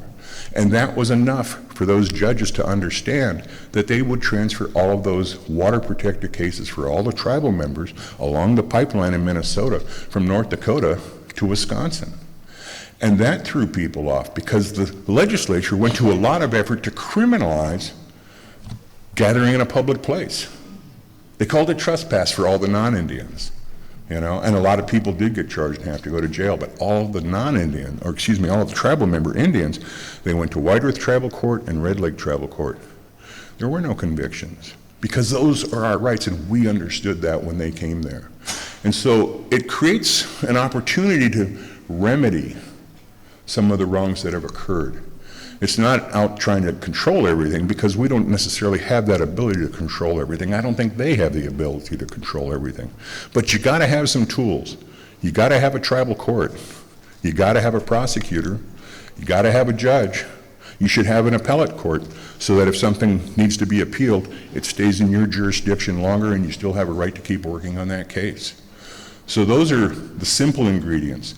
I was fortunate with White Earth. We're one of the larger reservations and enrollments. There was another person there who I would call our scientist, and she was tenacious and very skilled. And so you need to have a couple of people that you know that can come into place and step in and fulfill those jobs. And that's the real trick. You know, to have competent people who understand what our rights are, what culture is, what the spirituality, why this law is like it is, and be willing to go out and say what needs to be said. These rights are vital to us to be able to continue to exist, just like everything else we're trying to protect. And right now, we don't use them in a way that sometimes is the most effective way. It's a new way to look at this stuff for non-Indians, for federal government, for state government. But for most of us, what I'm talking about is just regular. It's just that we switch the enforcement mechanism to us instead of the people who say it's okay for them to do what they're doing. And it's almost that simple. And so I would invite you, if you have questions when we get done with this session and so forth, you want to understand more about this, please do stop and talk to Thomas and I about this, because these tools are the way that I think things are going to change also across the United States. Because we have to be able to protect the rivers, we have to be able to protect all the aquatic life that lives in them. And that's what I'm going to continue to do on my part. And so I don't know, let me see where I'm at in time here. I don't want to just say goodbye. I would like to say thank you for inviting me here. When I was in Virginia, it didn't look like tribes were going to be federally recognized in my lifetime. That's impressive. I was very glad to go to the powwow at Rappahannock last October. Very much like our powwows. The same circle, a lot of the same music. The drums here were a little bit different. So I really enjoyed the real pounding of these drums here. You know, it's a little different kind of rhythm and all, but the song sounded a lot similar, because we're also Algonquin, you know, language and all. So I find a lot of familiarity with what's going on here, and I see a lot of familiarity, with what's happening. A pertinent. You got that? I got it. Okay. My name is Dennis Oak. I represent the National Museum of the American Indian. Can either of you speak to the recent Seminole challenge to the legality of the ICE detention center known as Alligator Alcatraz using the environmental concern argument? You want to do that or no? I mean, we can both do it, but I mean, yeah. I mean, I think it was the Miccosukee who stepped in, not the Seminole. And, you know, if you've been down there, those guys live in the swamp. They got all the airboats. They're relying on living in an aquatic environment. You have to step in. And a friend of mine who lives down in Florida, as soon as they started putting that Alcatraz, what do they call it again? Alligator Alley Alcatraz together, he said, hey, don't worry. He says, it was an airport before. They don't need an environmental review. And I'm thinking, let's just wait. Right? We still have to use the federal system and the state system as well. So that's why they are still using that, and it was effective because there really wasn't any environmental review whatsoever, and there really wasn't an opportunity for the affected Indians to really step in and say what their concerns were. So it was easy to have it overturned in that occasion. Had they had a process, had they asked the Miccosukee, had the Miccosukee said, well, if you keep it over here, you keep it in some boundaries, they might have gotten to that place. But they wanted to just show how loyal they were and how fast they could be and how law ignoring they could be. And that's what they got. They got what they paid for, they got what they wanted. They wanted the laws to go supersede everything. Well, now they've been superseded by their own law.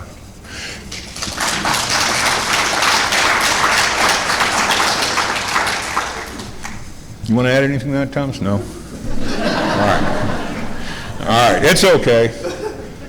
All right, I just want to make sure I'm not, torturing people here. And I'm not supposed to really be fielding a bunch of questions, but that alligator alley there, I mean, that was an obvious one that was going to happen. So I'm glad it turned out as quickly as it did. All of this stuff is very strange right now. And the Chinese, they have a character that they say is for change and for opportunity. It's the same character. And so I see all of this craziness as an opportunity. And this is the time. And, I'm going to be working with other tribes along the way. I've really been having a good time with the East Coast tribes. One of the things I would tell you, just in passing, about Public Law 280, if you haven't heard about it, you should check into it. And I showed you that last piece. Let me see if I can find my little spot here. Yeah. So, at the top, it says 1322, assumption by state of civil jurisdiction. Now, Congress granted 5 or 6 states jurisdiction in 1953. There is not a grant from Congress to the state of Virginia to overrun your rights. They don't have that authority. Technically, they weren't even granted the criminal jurisdiction of Public Law 280.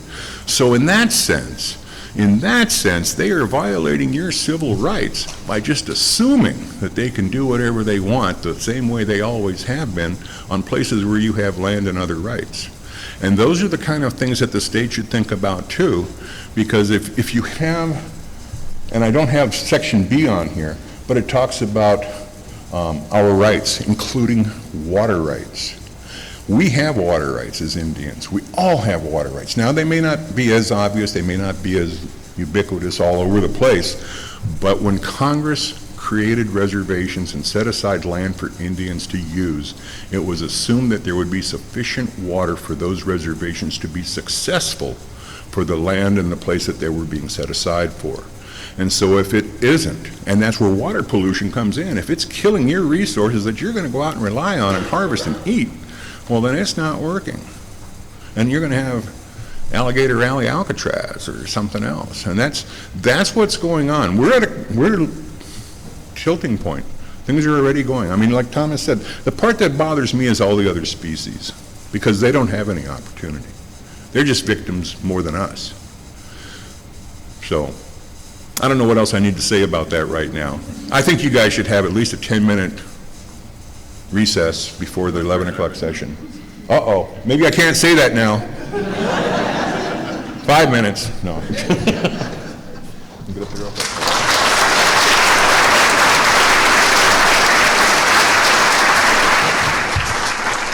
Thank you. That was wonderful. For those of you who don't know, Thomas and Frank travel all over the world, and you have just received a masterclass in rights of nature. So let's just thank them again.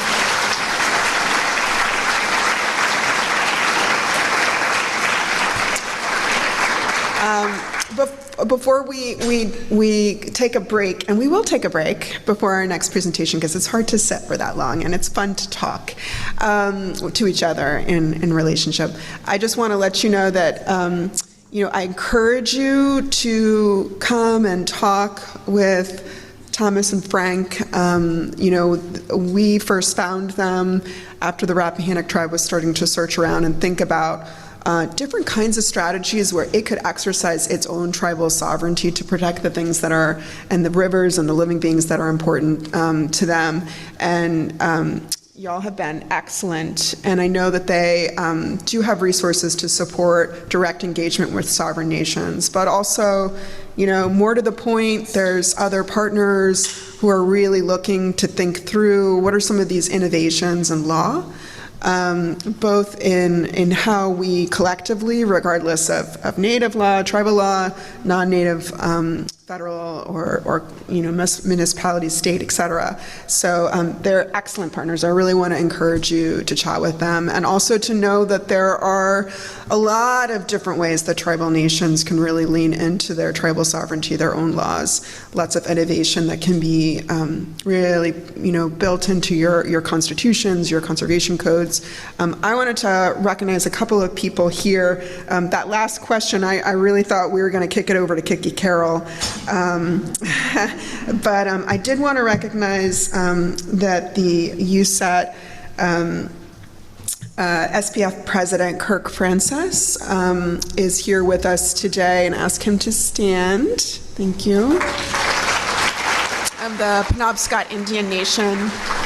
So unfortunately, Nikki Cooley couldn't physically be with us today. She had a family emergency, but she did create this opportunity to share her wisdom and her knowledge through a recorded presentation. So we're deeply grateful. I don't know if she's online, but if she is, I just wanted to express our own gratitude for all of the things that she's about to share with us, for the knowledge and the wisdom, and give a brief introduction for you so you understand a little bit more about her. Nikki Cooley is the co-manager for the Institute of Tribal Environmental Professionals Tribal Climate Change Program. She's a citizen of the Diné Nation, and if all goes well, and the AV guys who have been fantastic, I'm going to press this button, and it's gonna start something good. Yat My name is Nikki Cooley. I'm of the Diné Nation. Today I'll be talking to you about the Status of Tribes and Climate Change Report, Volume 2. But before I introduce myself, I wanted to give my gratitude for the kind and honorable invitation I received from the Rappahannock tribe to present at their 2025 Sovereign Nations of Virginia Conference. It is very disappointing I cannot be there in person, but I am there with you in spirit, and I'm so impressed by everyone there present in the room and also watching virtually. So again, I am honored to be invited among a great lineup of knowledge holders that have come before me and that will come after me on this presentation and on this day of celebrating Sovereign Nations of Virginia. Before I move on, I wanted to introduce myself in the Diné way, Navajo way. As you know, us Navajos like to introduce ourselves, and sometimes we do take a long time, but today I will make mine a little bit short. Yat kinya ani nishle look at Diné bashichin adot izatlana dashanelle adot hohead lini dashiche akut au Diné staranishle. Shant thodo bistot isndeshkijde nasha the nebekeyate. I always introduce myself in the Diné Navajo way. We are often taught as young people to introduce ourselves because it's more important than our driver's license and our birth certificate, culturally speaking. So I'm of the Towering House people, my mother's people, my matriarchs. And I'm born from my father's matriarchs who come from the Reed people, and they're really amazing basket weavers. And I meant to say that my Towering House people are rug weavers. And so my mother is a really great weaver. And my daughter, who's 11 years old, is learning. And so my maternal grandfathers are from the Water That Flows Together people. And I like to attribute my recovering commercial river guide status to that clan. So I'm of that Water That Flows Together people. We're from the Blue Gap, Chinle area. And then my paternal grandfathers are from the Many Goats people. And for quite a bit of time in my young life, I was actually a shepherd or a sheep herder. And so I was raised by my paternal grandfather and grandmother for a while, and a large part of my youth was spent outdoors. And what you'll see on the left side of the screen is my mother's cornfield. When I was younger, they used to be taller and really vibrant because there was plenty of precipitation and underground water to really support that ecosystem. But now with the long-term drought going on and with unpredictable levels of precipitation that comes or doesn't come each year, our corn does not grow as tall or as vibrant as it used to be. And water is pretty scarce where I'm from here in Arizona. So I've seen quite a bit of changes in my 45 years that I have been blessed to be on this earth. And so just talking to you about who I am and where I'm from, I am of the earth. I am of Mother Earth and a child of water and of corn. And so I come to you humbly talking about the status of tribes and climate change report. Is that something that we're really very much proud of. And I come to you as a mother and a relative to all of you there in the room and watching virtually. And I hope you do learn something today. And please feel free to reach out to me if you have questions. So as the previous slide mentioned, I am a co-director of the Institute for Tribal Environmental Professionals. We are an institute that is based under or at Northern Arizona University, the first university or college in Arizona. So we're one of the 3 universities in the state of Arizona. And we are an institute that was founded by our co-founders, Virgil Masiesva, who has since moved on to the next world, a Hopi man, and his colleague, Dr. Bill Auberly, or William Auberly. He still consults with us and still works with us. And so they founded this institute really to help strengthen tribal capacity by offering workshops, training to tribal professionals so they could take care of their own people and land rather than depending on the outside world. And so it started off as an air quality monitoring program, and which still exists today. We do a lot of outreach monitoring. We have the Tribal Air Monitoring Support Center in Las Vegas. So we still do that, but it also has grown to other programs to include waste and response. We have several tribal working groups, including the Tribal Pesticides Program Council, National Tribal Water Council, National Tribal Air Association, the Data Exchange Network. And so we're really proud to host those working groups. And then the program that I oversee are the internship program, and have been a part of this program since 2015 when I first started at ITEP, is the Tribal Wellbeing for 7 Generations program. And it used to be known as the Tribes and Climate Change program, but we have shifted our name to better reflect our program, which is pretty prolific and which has several grants that we work to build this program out, that provides workshops, webinars, virtual technical assistance, lots of outreach like I'm doing here at the conference, but smaller gatherings as well. If we have time, we're often invited to be part of working groups across the country. And we participate in national, global publications such as the National Climate Assessment, the Intergovernmental Panel on Climate Change report, and other smaller reports that have come out that, for example, one that was hosted by the Association of Fish and Wildlife. And then that kind of really inspired what I'm going to talk about, the status of tribes and climate change report. And but first, what really drives us to do our work, whether we're Indigenous or non-Indigenous working for ITEP, is that we do it for our non-human relatives, meaning the land, the water, the air, and the plants. So those inside and outside the 4 walls we're often sitting or working in. because that does feed into our language, right? Nihizad, our language, our speech, and that goes into our prayers and songs. That really is our lifeline. And also our non-human relatives feed us medicine, our food, our subsistence ways of living. Many of our relatives still depend largely on these non-human relatives to survive.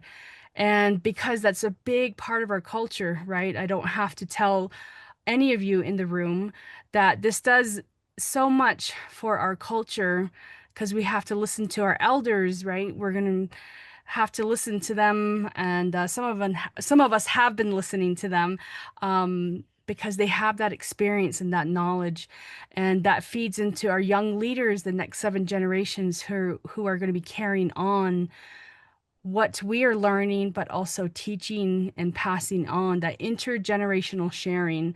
So this really drives our work. And as a Diné woman, Diné Esta, I cannot tell you how much all of this really reminds me of how important our work is at every level, whether it's federal, academic, nonprofit, for-profit, tribal-led organizations, but also us as sovereign tribal nations here in what is now known as the United States.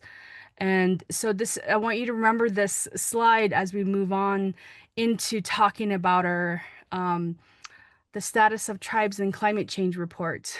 And I hope a lot of you have heard about this report. If not, I encourage you to learn more about it and how it can inspire you and others to create something similar or to continue this work in however you choose to. And I think that's something that is so meaningful about this report, because, I started at ITEP in 2015. And I started really working with tribes on climate change, climate resilience, indigenous knowledges, traditional ecological knowledges, whatever you may want to call it. It's an integral part of indigenous lives and our work. So the inspiration really came from a lot of conversations, ongoing conversations at different gatherings. And we talked about how significant it was that we have indigenous tribal voices as a part of written documents, not just a citation of a research project, but rather really using the words and the experiences and elevating that.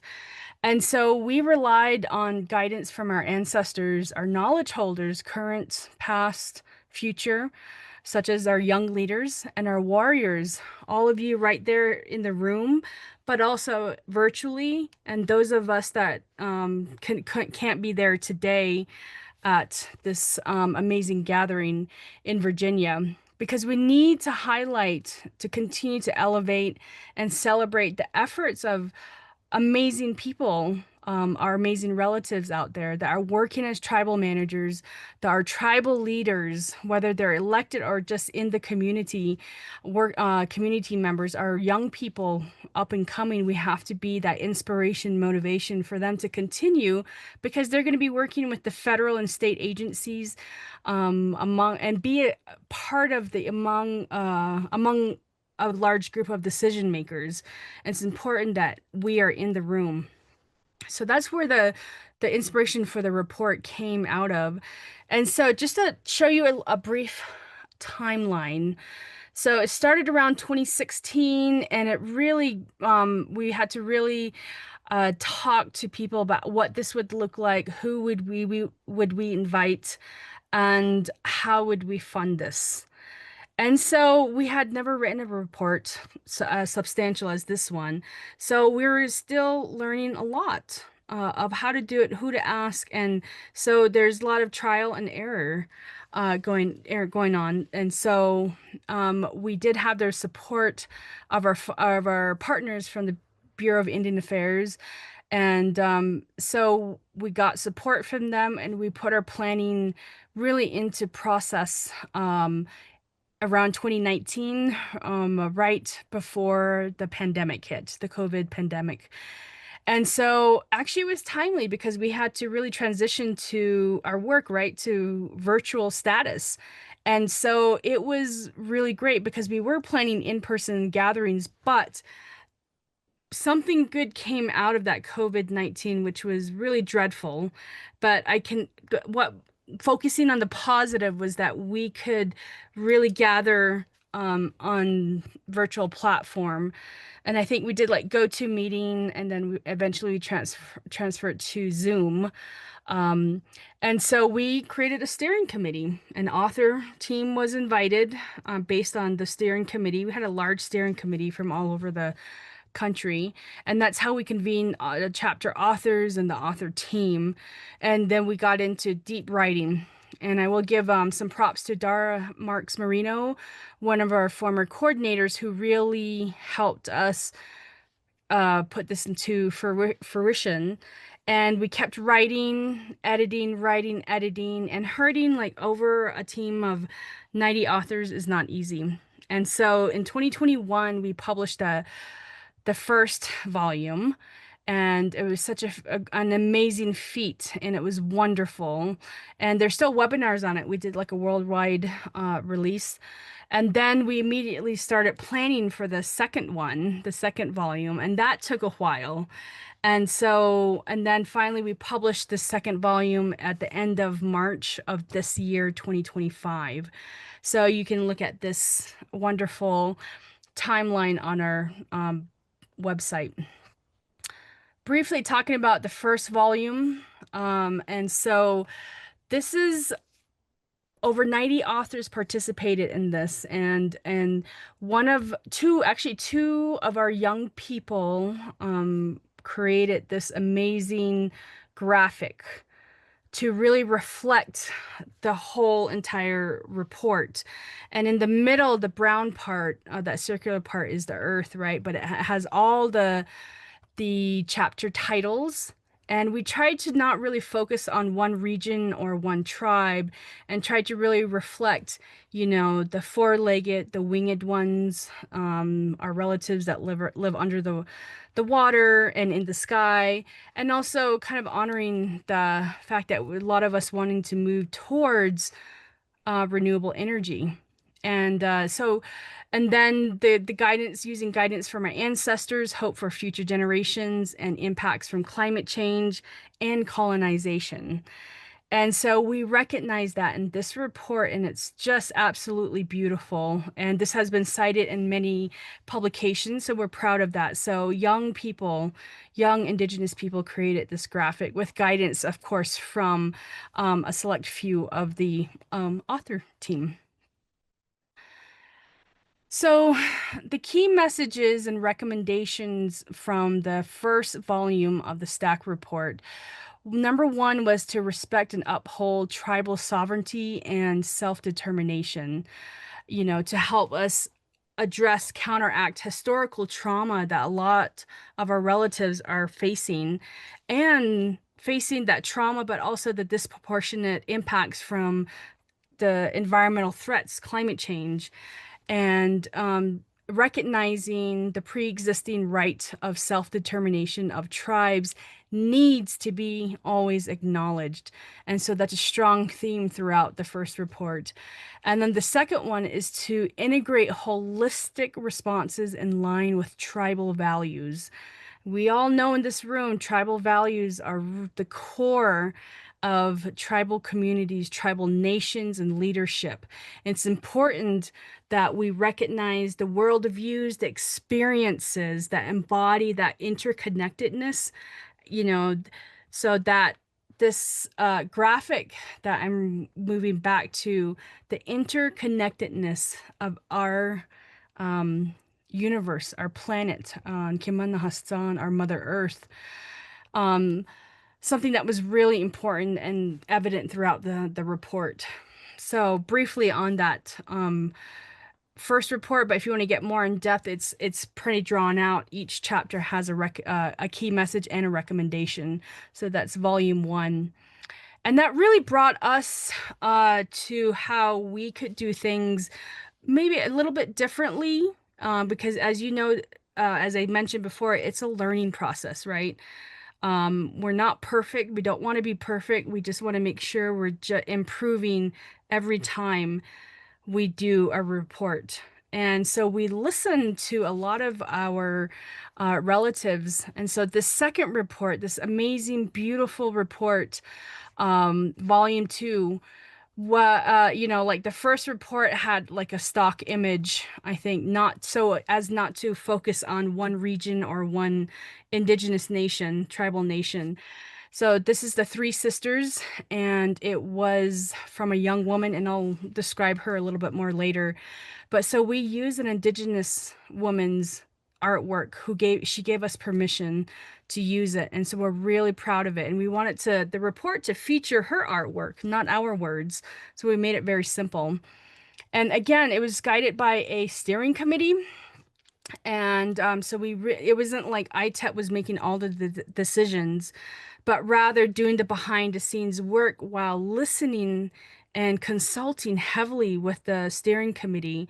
But we also put out a call for knowledge holders. We got input as much as we could. We put it out there. I think it was in the form of a Google form. And we also put out open applications for co-authorship, because some of you, or maybe all of you in the room, know how important it is for young people, or even up and coming people. They don't have to be young, but they can just be motivated and inspired to be part of a document such as the Status of Tribes and Climate Change report. But in my experience, you often have to be, have some research and have to pay or know somebody to get into publication. And I know that's changing now. For example, my colleague formerly of the Swinomish tribe, who worked for the Swinomish tribe, Dr. Jamie Donatudo, always included one of the elders that she heavily worked with, and always had him as a co-author, and he was of the tribe. He has since passed on, but his words and his experience and knowledge live on in national publications. So that's what we did. And so we really wanted to make sure that you did not have to have a PhD behind your name, or an MS. You didn't have to have a college degree. You have to be motivated. And we vetted all of these applications and made invitations with careful consideration.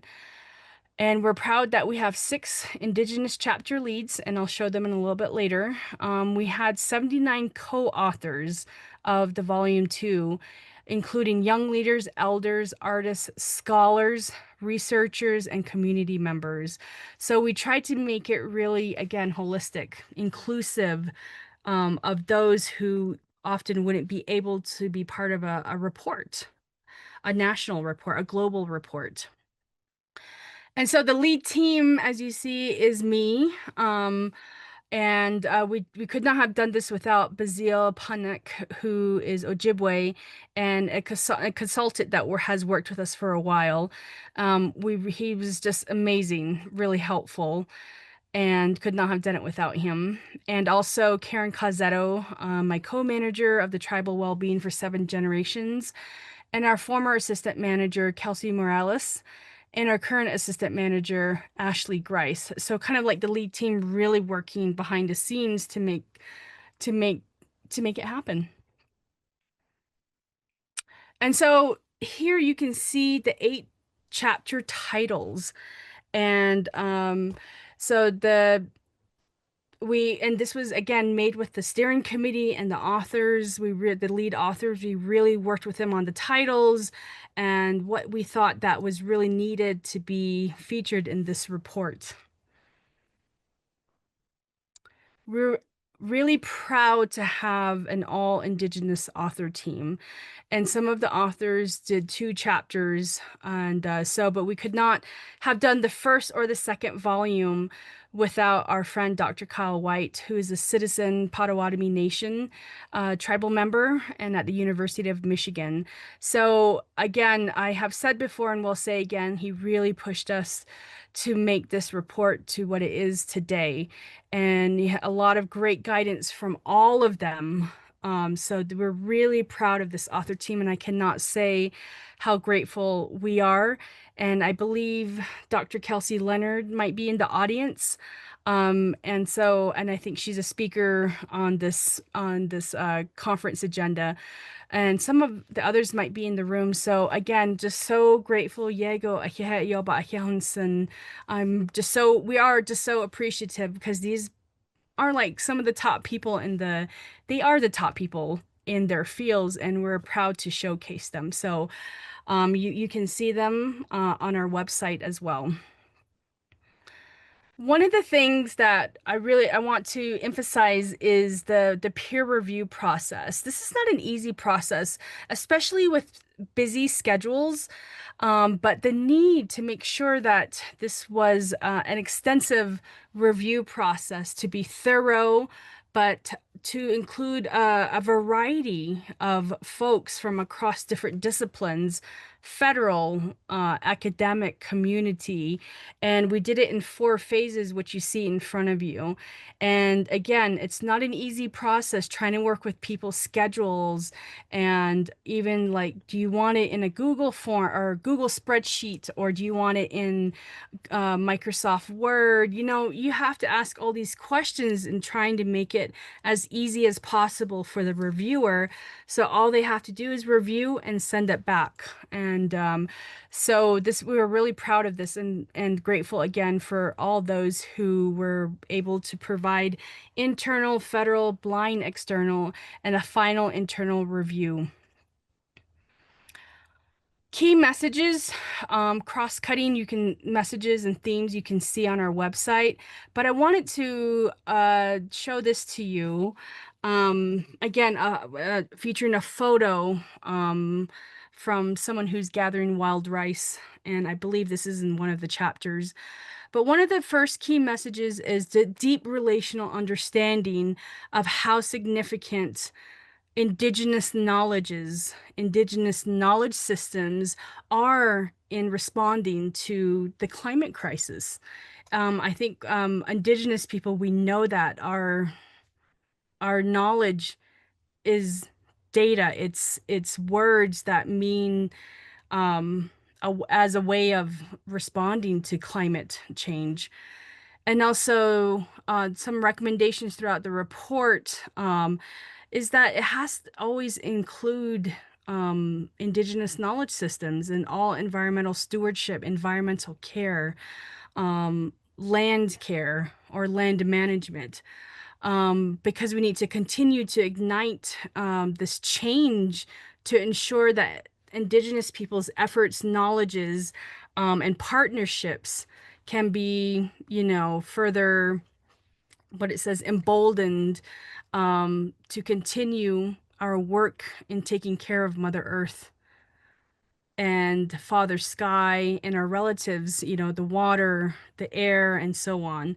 So, and again, you can look on our website for this. So I think it's really important. The theme is, indigenous knowledge systems are significant in this in our type of work, right? And so now I'm going to show you a little bit of what the inside of the report looks like. Again, you can see it on our website. The first and second volume of the Status of Tribes and Climate Change report really focus on narratives as being a large part of this report. And the first report, every chapter had one or more narratives straight from a tribal nation or organization that talked about how they were responding from the impacts of climate change, whether it was flooding, drought, and so on. And so again, in the second report, we felt that was really important, and we put out a call for narratives from across the country. And the first one you'll see on the left side is from Todd Mitchell, who works for the Swinomish tribe up in the Puget Sound. And the second one is by Cherry Yamain. And so there's a lot of these intertwined in the report. And I'm really proud to say there's a lot of young leaders who provided their words as well, including some interns that worked with our internship program at ITEP. So we're really proud of that. And one of the things we really wanted to include is artwork. As our report cover shows, right, that beautiful color and the image of the three sisters is featured first and foremost. And so throughout this report, we had some really amazing artists like Rhode Grayson, Laura Jacobs, and Brooke Thompson, and so on. And I believe there's an artist from the Rappahannock tribe who provided their words and also their artwork. And I wanted to show you, but I didn't quite get it in here, but it's in there. So your people, the Rappahannock tribe, are featured in this report as well. And so artwork throughout this whole thing, it's amazing. Some of the best artwork I've seen. And also these have been featured at the national level in a BIA art contest. So, and I want to give props to Ashley Grice, our assistant manager, who really spent so much time, sometimes working till 3 a.m. on the layout. And we wanted to make it simple, readable, but also featuring photographs, color blocking, and then featuring words from our knowledge holders. And credit to all of the folks who provided photographs.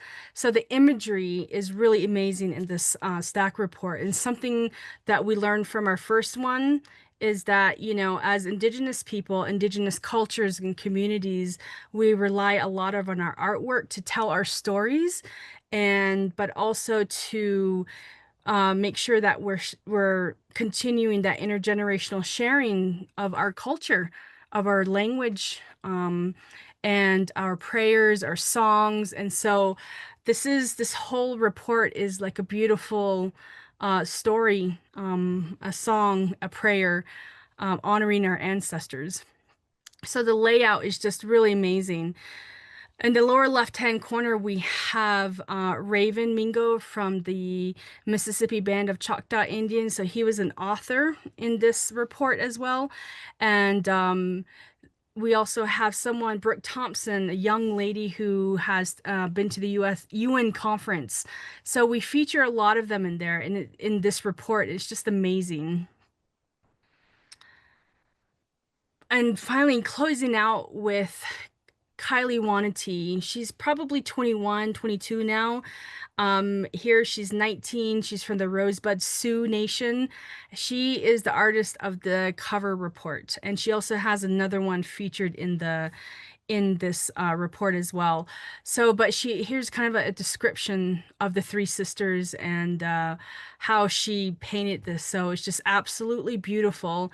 And her colors really inspired the color layout, right? The design layout of the report. So thank you to Kylie Wanatee of the Rosebud Sioux Nation for beautiful artwork and helping us tell our stories. I could go all day about this report because I just like to brag about people and their efforts. And I think that something as leaders we need to do is really prop each other up, encourage each other, and, you know, and especially in times when we think is impossible. Things are impossible. It seems that way. But we look to these types of reports. We look to your neighbor. They're in the room. Look to your neighbor. Might be the most motivating, inspiring person that you'll meet that needs to push you to the next level. We could not have done this without you and your voices. But most of all, our ancestors, you know, we recognize their voices, their sacrifices that they went through, so you and I could be here in this virtual room, physical room for some of you, so we could protect our ways of life for the next 7 generations. So I just want to honor and give gratitude to not only our Bela'ashla'i Hinkik-Edan Lingi, to our 5-fingered relatives, but also to our the land, the plants, the waters, and the air. And I'm going to end with a quote from our relative, James Rattling Leaf Sr. I'm sure many of you in the room have heard of him, but if not, please learn more about the work that he does, because he rounds out this presentation, and I couldn't not include his words. He says the status of tribes in the face of climate change is a reflection of our resilience and our responsibility. Indigenous knowledge systems have sustained our communities for generations, and now they are critical to addressing the climate crisis. We must work together, tribes, scientists, policymakers, to ensure that Indigenous voices lead the way in shaping solutions that honor the land, water, and all living things.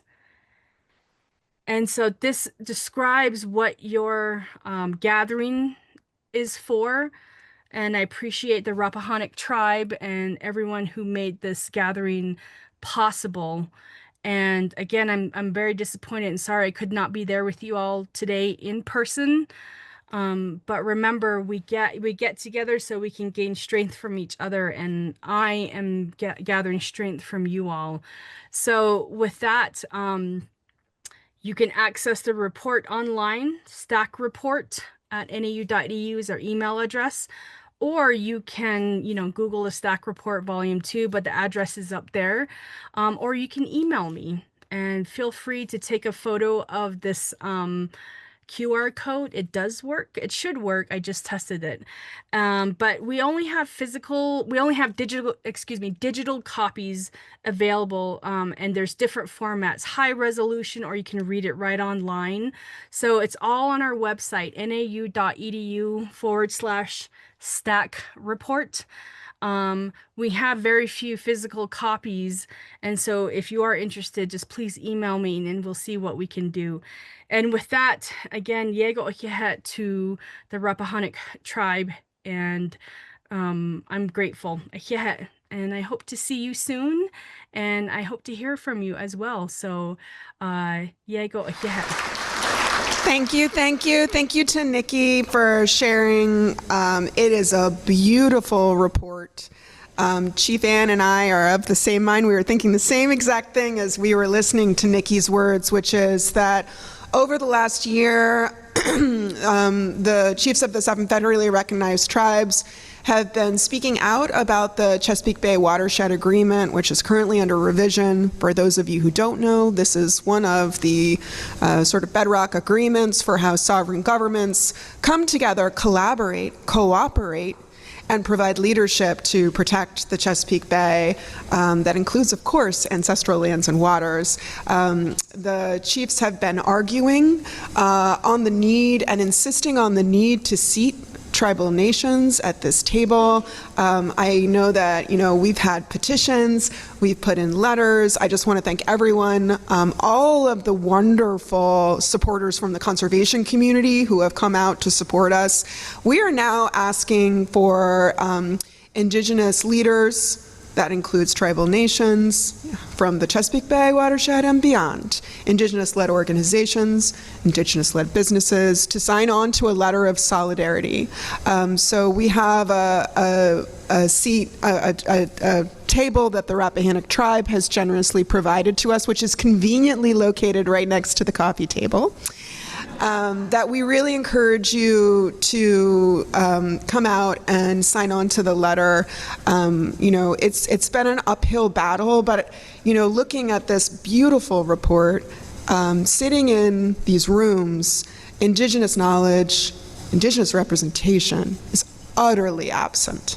And so we really think that we need to do something about it, not because it's a good thing to do, it is the right thing to do, but it's also the smart thing to do. So there's so many wonderful examples in Nikki's report. I also wanted to call out one other resource that I just wanted to put in the room. Laura Jacobs was included as one of the authors of this report. This year she wrote a beautiful book It's a gorgeous book. It's called Indigenous Critical Reflections on Traditional Ecological Knowledge. It's a chapter book, a vignette of more than 50 different Indigenous perspectives on Indigenous knowledge and how it's being applied, the challenges of co-production with Western science, but also just the beauty that can come from that. So I have the book, I carry it around with me, so I'll have it at our table, and I just want to really encourage you all to not stop pushing, because, as we heard from the beginning of this conversation, tribal nations are leading. They are leading in this region. We didn't give a clap out for the Rappahannock tribe for passing the rights of nature in their tribal constitution and all of their tribal citizens.